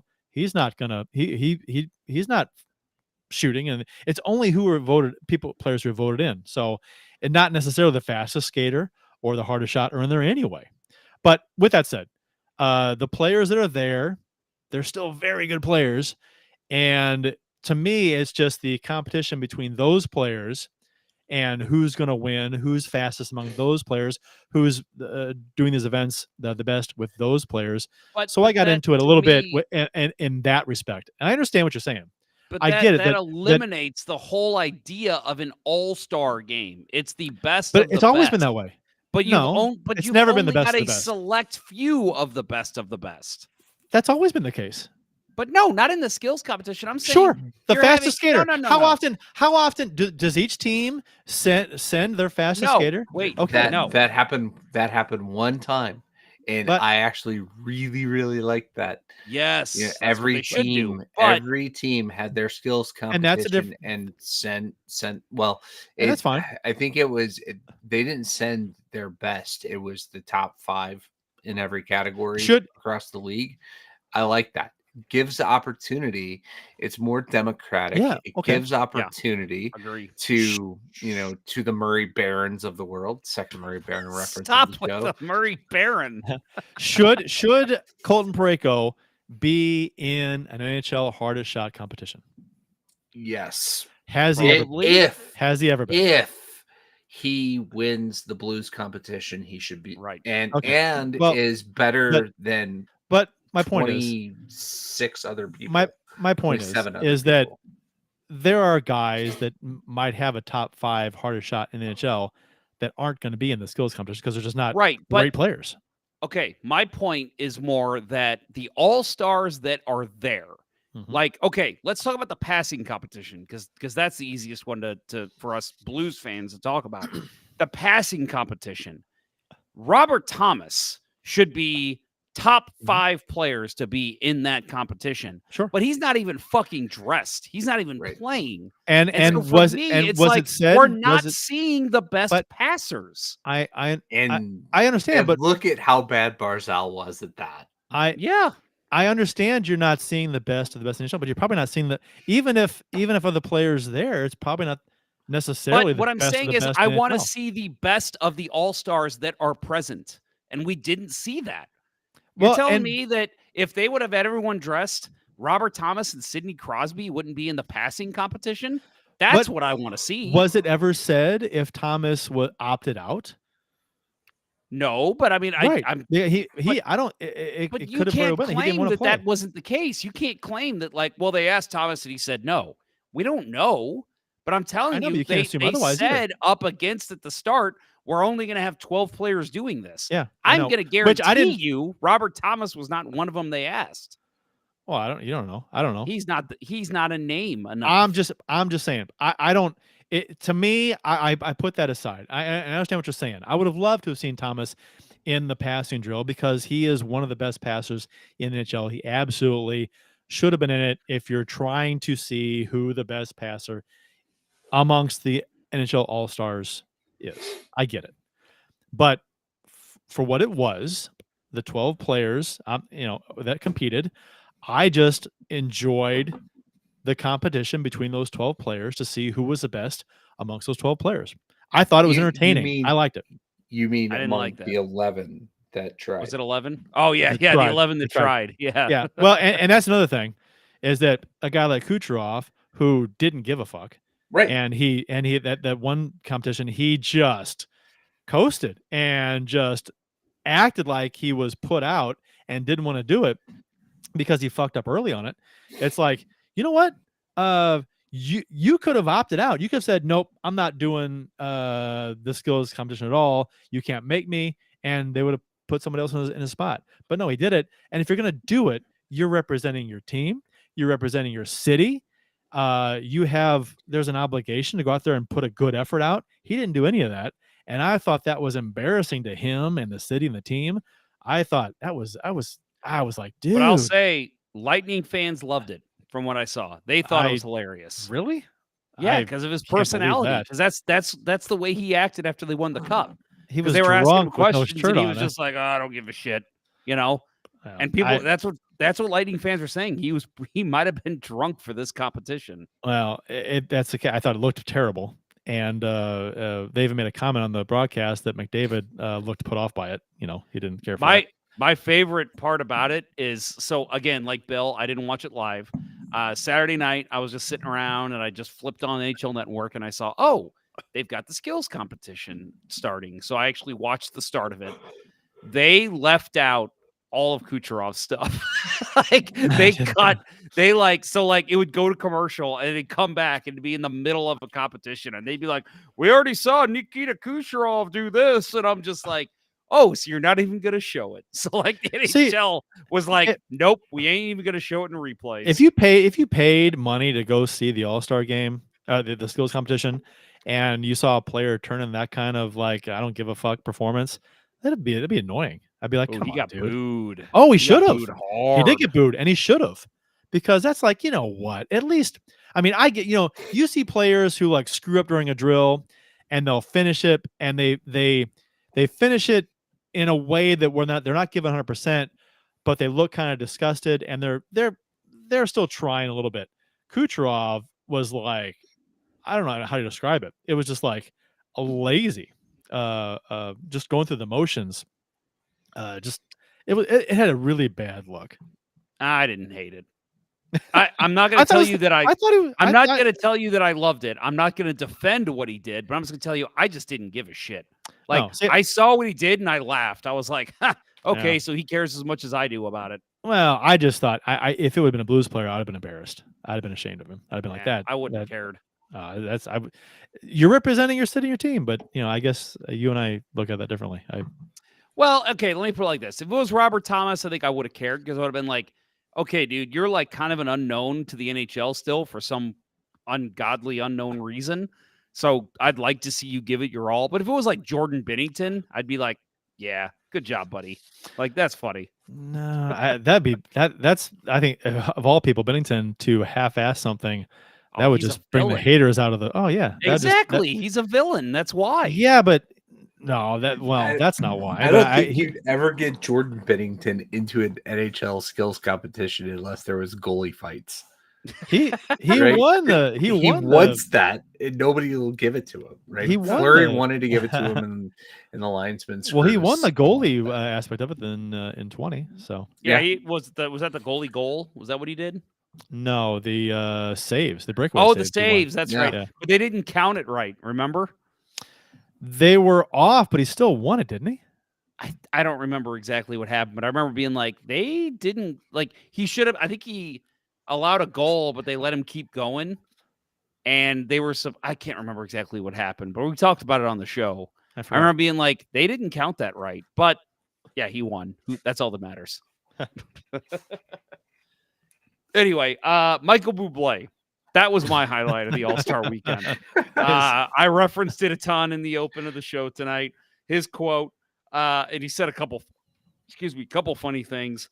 But the one thing he said on the stand, my buddy told me this is just a microdose of mushrooms, and he was lying. So I'll be honest. I thought I was in Blades of Glory for most of the time that I was out there until it sort of settled down, and then I realized, holy shit, I'm at the NHL All-Star game.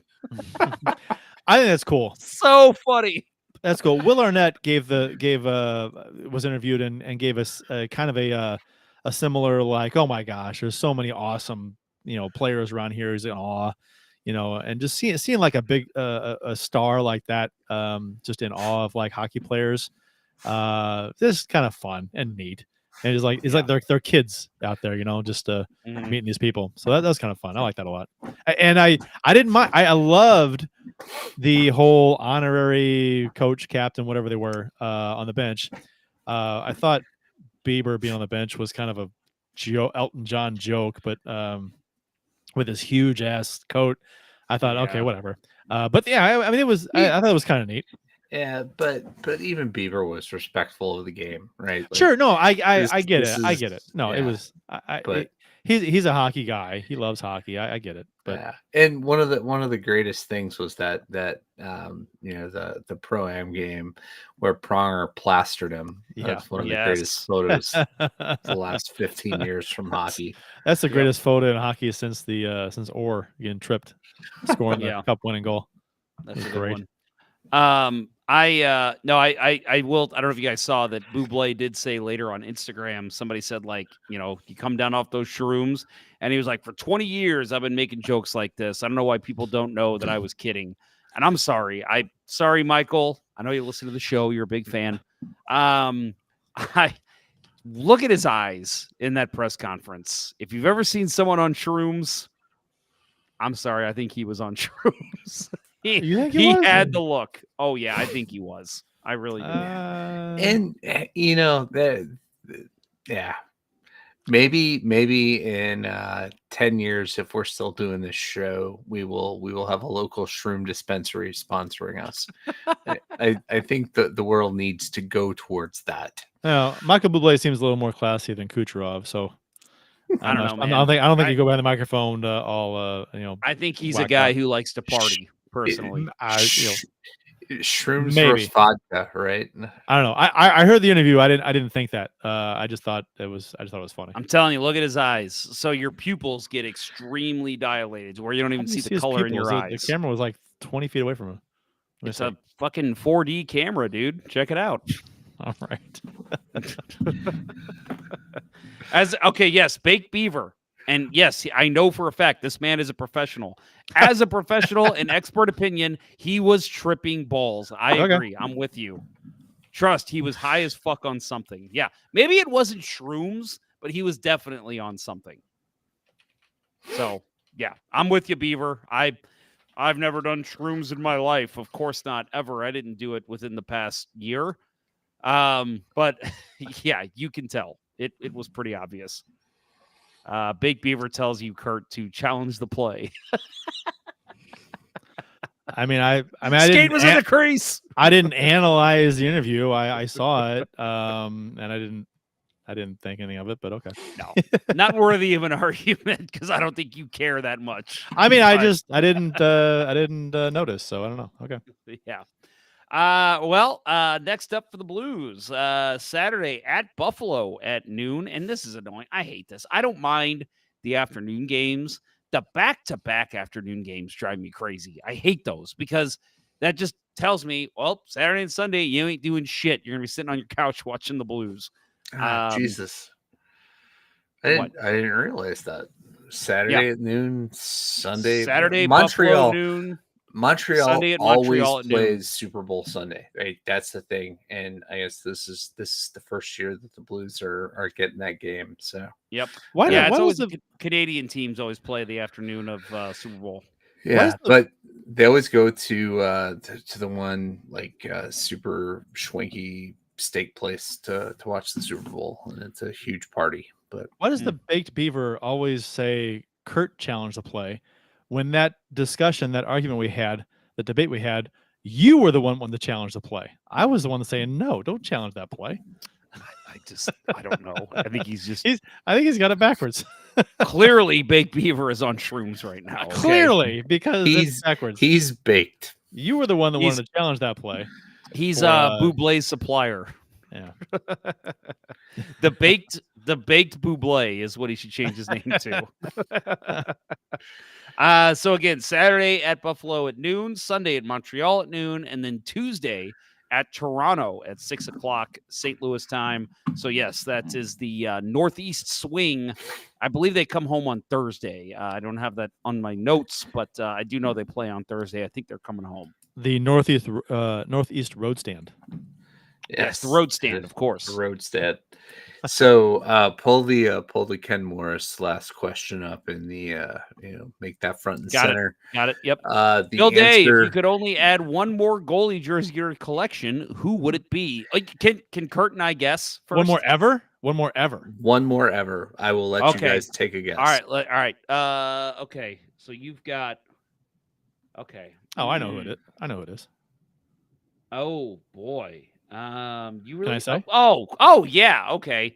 Yeah. Liut. Yeah, it's Liut Blues jersey, right?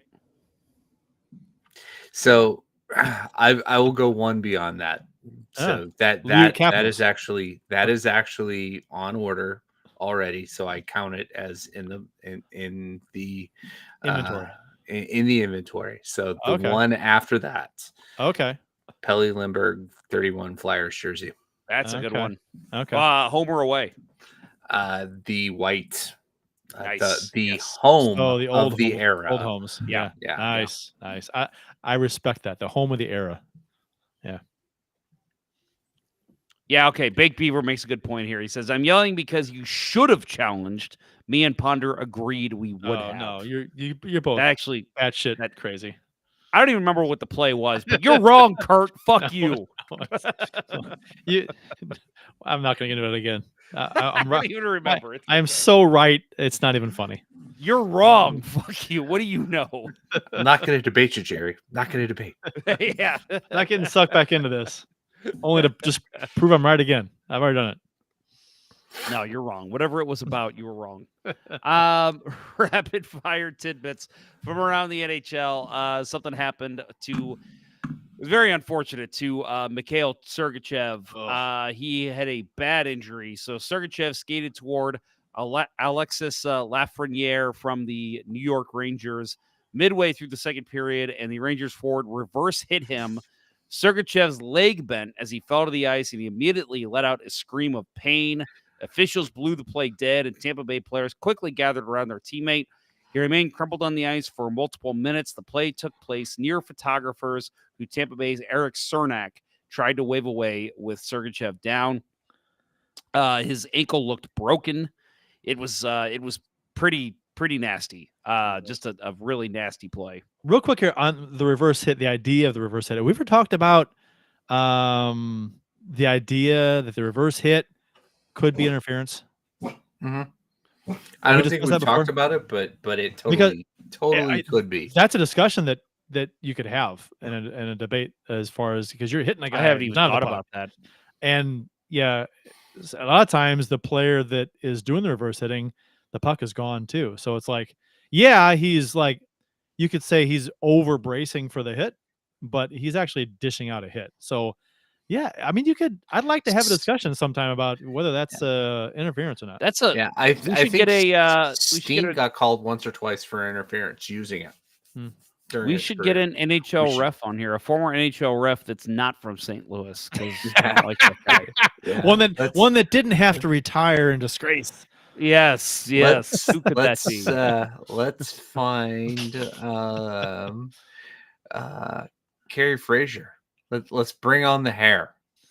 Oh yeah, Yeah, there you go. The one that said there's never been a makeup call ever. Never been a makeup call. No. I also never saw him fixing his hair during a game before. The one who glass. Bob Basson threw aside so he could continue fighting. Oh yeah, that was great. So Sergachev was playing in his first game since sustaining a lower body injury on December 19th against St. Louis. And I don't know if you guys have anything else to add to the injury, because I was going to talk about his post. Well, I was just going to say that anybody who's played ice hockey, when you get knocked down or whatever, there's sometimes the toe of your skate kind of digs in and it gets caught, right? And if you get knocked down backwards, and then your foot it finally breaks free and your foot comes out. If it doesn't break free if it sticks in the ice and stays, and you go backwards on your butt or on your back, there's a chance you're screwing up your knee, your ankle, you're hyperextending something, you're breaking something. And this was bad. It stuck in, it dug in, it didn't move, and it just his whole weight came down on his foot, cutting edge, bent the wrong way, and it was just. And this is I talked about this 2 weeks ago or last show, I guess. My pickleball tournament, the guy that broke his ankle in two places. This exact same thing happened in pickleball. He went down, his whole body came down on his ankle, collapsed underneath of him, and it broke his ankle. Yeah. If you haven't seen this replay, brace yourself, because if you do want to watch it, because it hurts to watch. I'll tell you, if you're squeamish and something like this bothers you, don't watch it. It's not like the Joe Heisman, but Joe it's Theismann. Joe Theismann. But it's bad. It's not the Clinton Larchuk, but it's bad.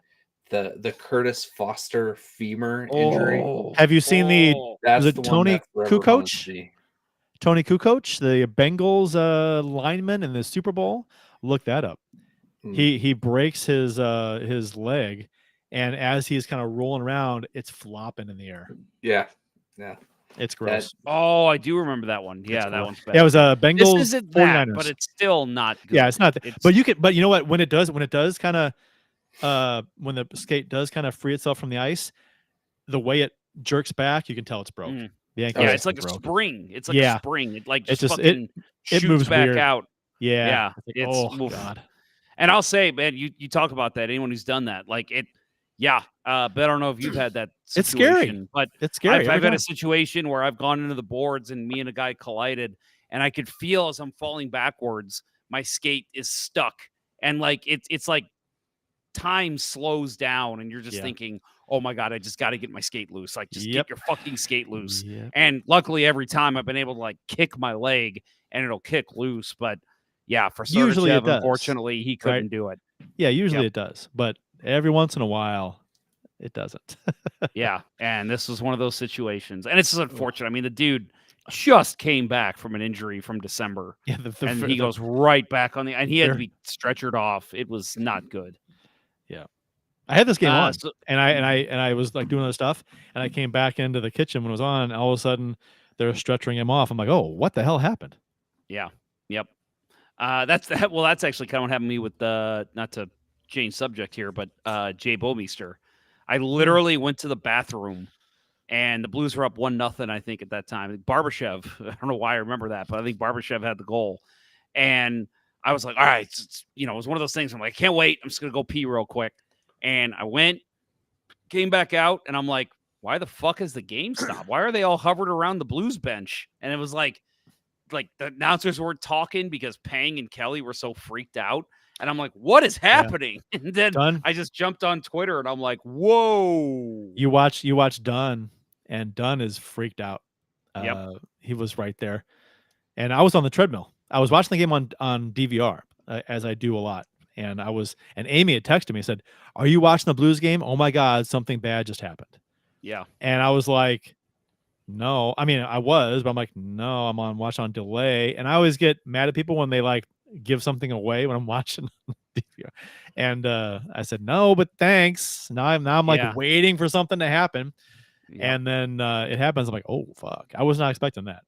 Yeah. That was something I was expecting, like an injury on the ice or you're never expecting what happened to Bouwmeester. Not expecting a near-death experience on the ice. No. Richard Zednik, Yuri Fisher. You're never expecting stuff like that. No, the Russian player that the Rangers prospect in Russia that died. Sharapanov. Yeah.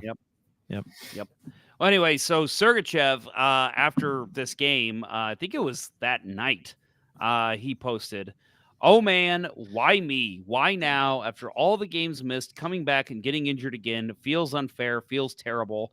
Trying to stay calm and positive, but it's impossible.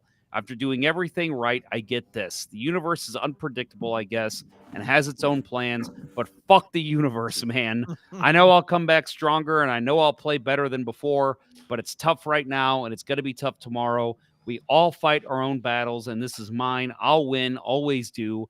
Pain meds are good, though. If I was in the forest by myself, I'd be dead. Crazy, isn't it? Wanted to write how I feel here. Don't know why, but just wanted to let people that care about me know. I appreciate all of your messages. Thanks to the medical staff.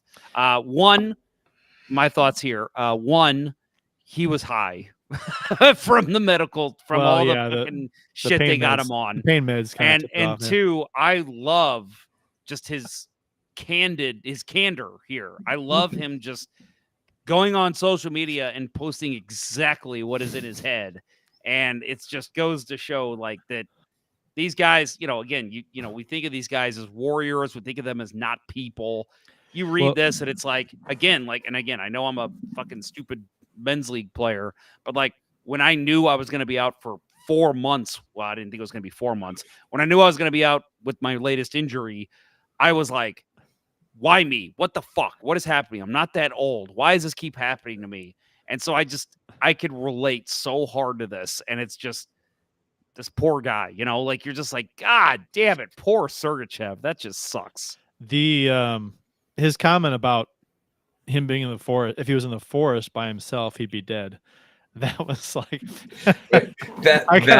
that's what tips you off that he's totally fucking high. Right. Pain meds are good though. But you think about it, it's like, if he broke his ankle like that and couldn't really move, and he was in the forest in the middle of the woods by himself with no way to get to civilization, would he die? I don't know if he'd die, but he'd be in trouble. Oh yeah. Well, my sister was hiking somewhere in Washington State once, and she was walking up the hill and she saw this bear cub, and she was like, "Oh my God, cute little bear cub." And she's like, "Wait a minute, if there's a bear cub around, there's a bear mom's around somewhere." And she looked to her right, and there's this fucking bear just staring her down. So she just calmly walked up the hill all the way she could, and then she could see both of them. And she said, she's like, at that point, I just had to wait. Like, I just was like, I'm going to wait until they leave. Black bear, brown bear? Black bear. Okay. Yeah. Well, at least it wasn't a brown bear. Yeah. So she said she just sat on top of this hill for 4 hours, waited for these bears to leave. Because she's like, if I walk back by that cub, that fucking bear is going to kill me. And you just think about a bear attack or something. It's like, if I get attacked and I survive, I'm not going to survive at the end. Because there's no one here. Like, I'm just going to be here for days until someone finds me. I mean, depending on the person, they say you can fight off a black bear because they're smaller. But Right. the Brown Bears, they will rip you in two. My sister is weak as shit. She did not find out that fair. Well, if you're fighting for your life, maybe something comes out in a person. You never know. Maybe. I doubt it. Maybe I doubt it.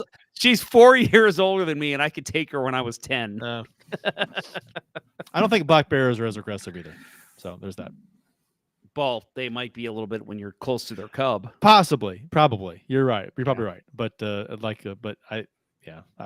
Moments like that, man, that's scary as hell. And because I've been in a situation where I went hiking with my wife years ago, and I just sprained my ankle. I tripped and sprained my ankle, and I thought if this thing was broken, she wouldn't be able to carry me back to the car. Like she would literally have to leave and then go find someone, and they have to come back and find me. Suck it up and fashion a crutch out of a stick and a branch, and Yes, you can make it back. I'm such a man. Get some leaves. Get some leaves. I could have just taken a whole tree trunk and just picked it out of the ground Sure. and used that as a crutch. Just rub some dirt on it. It'd be fine. Yeah, right. All right. Anything else to add, guys? Nope. Fun show, boys. Yeah, fun show. Blues play Saturday. Let's go. Yeah, exactly. Like I said, I'm not happy. You guys got a pick for the Super Bowl Sunday night? I just hope both teams have fun. Me too. Actually, predetermined outcome: the Kansas City Taylor Swifts in a blowout. I saw something that said Taylor Swift. I'm terrible with the awards. Grammys or music, right? Grammys last weekend, yeah. Yeah, so Taylor Swift's going to come home with a Grammy and a Lombardi trophy within 2 weeks. I don't know. I don't really care. I'd love to see a fantastic finish. That'd be fun. I'm going to a Super Bowl party, so I'll just hang out and casually watch the game and just have a good time at the party. Yeah. My wife's a big Chiefs fan, as well as my in-laws. So we're going to their house to watch it. So I will be rooting Chiefs, but at the end of the day, if it's a fun game, that's all I care about. Yeah, I'll probably make my decision during the game. If something of like, I don't like that player or that play, or they were screwed or whatever, then I'll kind of maybe I'll make a decision during the game who I want to win. Yep. Yeah. I don't really have a rooting interest, but I did like the one social media post I saw today. Said Brock Purdy looks like a kid that went to Spirit Halloween and got or is on the Spirit Halloween 49ers fan costume package. Yeah, he's super looks like he's like 15. So yeah. Yep. Mr. Irrelevant, right? Yep. Well, all right.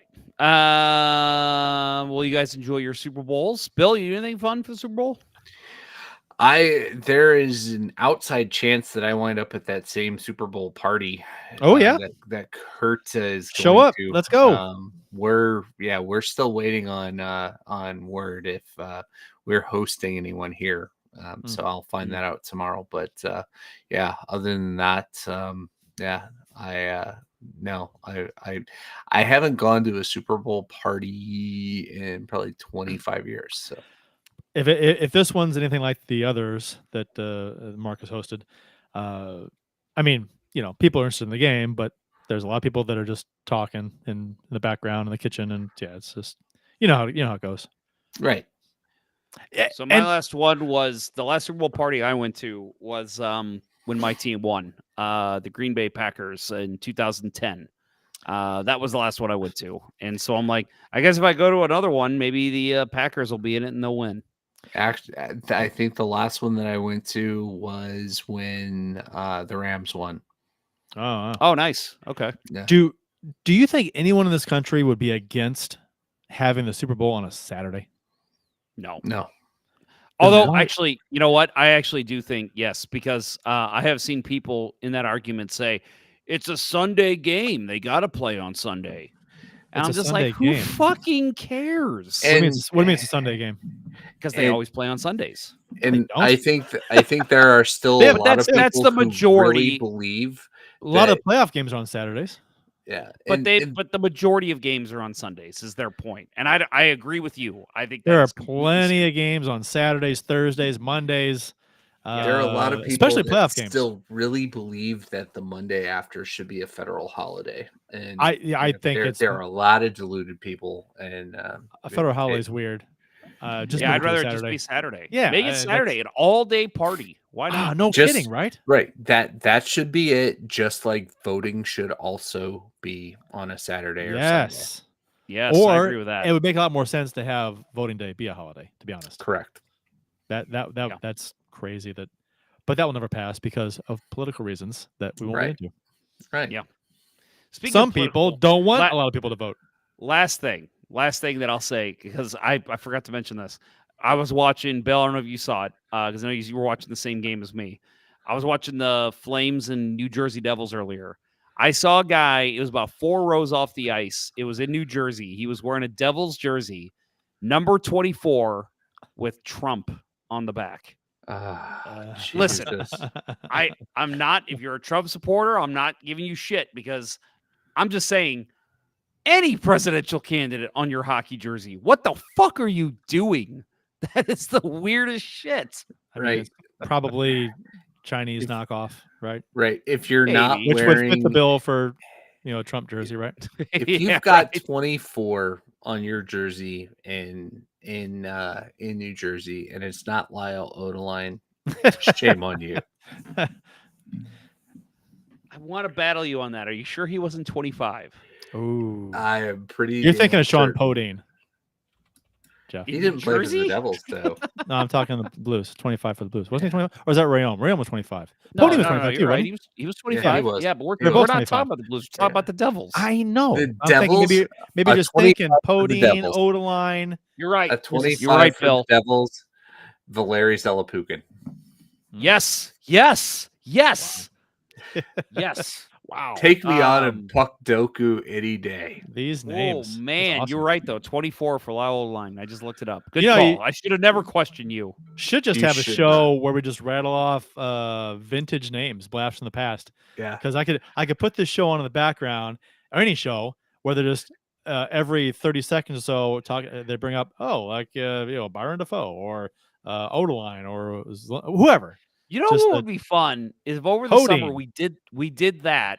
We brought up a random player and the other two people had to have some kind of anecdote or story about that A nugget person. about them. Oh, Yeah.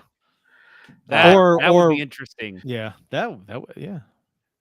That The would be puck fun. doku series. We might need to think about this. That would be a lot of fun. Like something like the vintage riffing or something. Vintage player riff. That would be fun. All right. We'll do that. That's a good summer show. Let's do that sometime. All right. Well, boys, we're going to wrap her up. Support for Let's Go Blues Radio is brought to you in part by ID Life, the world's only truly personalized vitamin platform based on a health assessment of your DNA. Visit rockinthatidlife.com for more information. That's rockinthatidlife.com and get 10% off by emailing Dustin at rockinthatidlife@gmail.com and tell him Let's Go Blues Radio sent you. And by Mike Burgoyne from Real Brokerage Realty. Email him at strikewithmike.com today for all your home buying and selling needs. That's Mike at strikewithmike.com. That'll wrap up episode 18 of season 13 of the original St. Louis Blues hockey podcast, Let's Go Blues Radio. Thanks for listening, and thanks to those who participated in the YouTube and Facebook live chats during the show. We hope you enjoyed it as much as we've enjoyed bringing it to you. For Kurt Price and Bill Day, as well as the really high producer Austin, I am Jeff Bonder, and this was Let's Go Blues Radio. Until next time, everyone, let's go Blues. He wasn't microdosing. Let's go Blues. Let's go, chefs. Great googly moogly.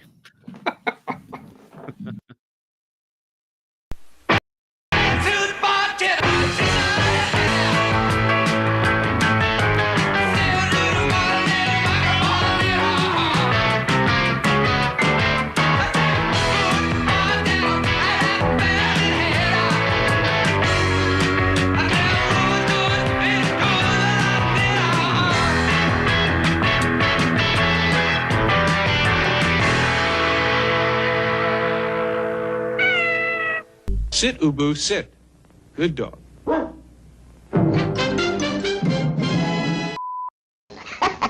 You thought I was going to say son of a bitch, didn't you?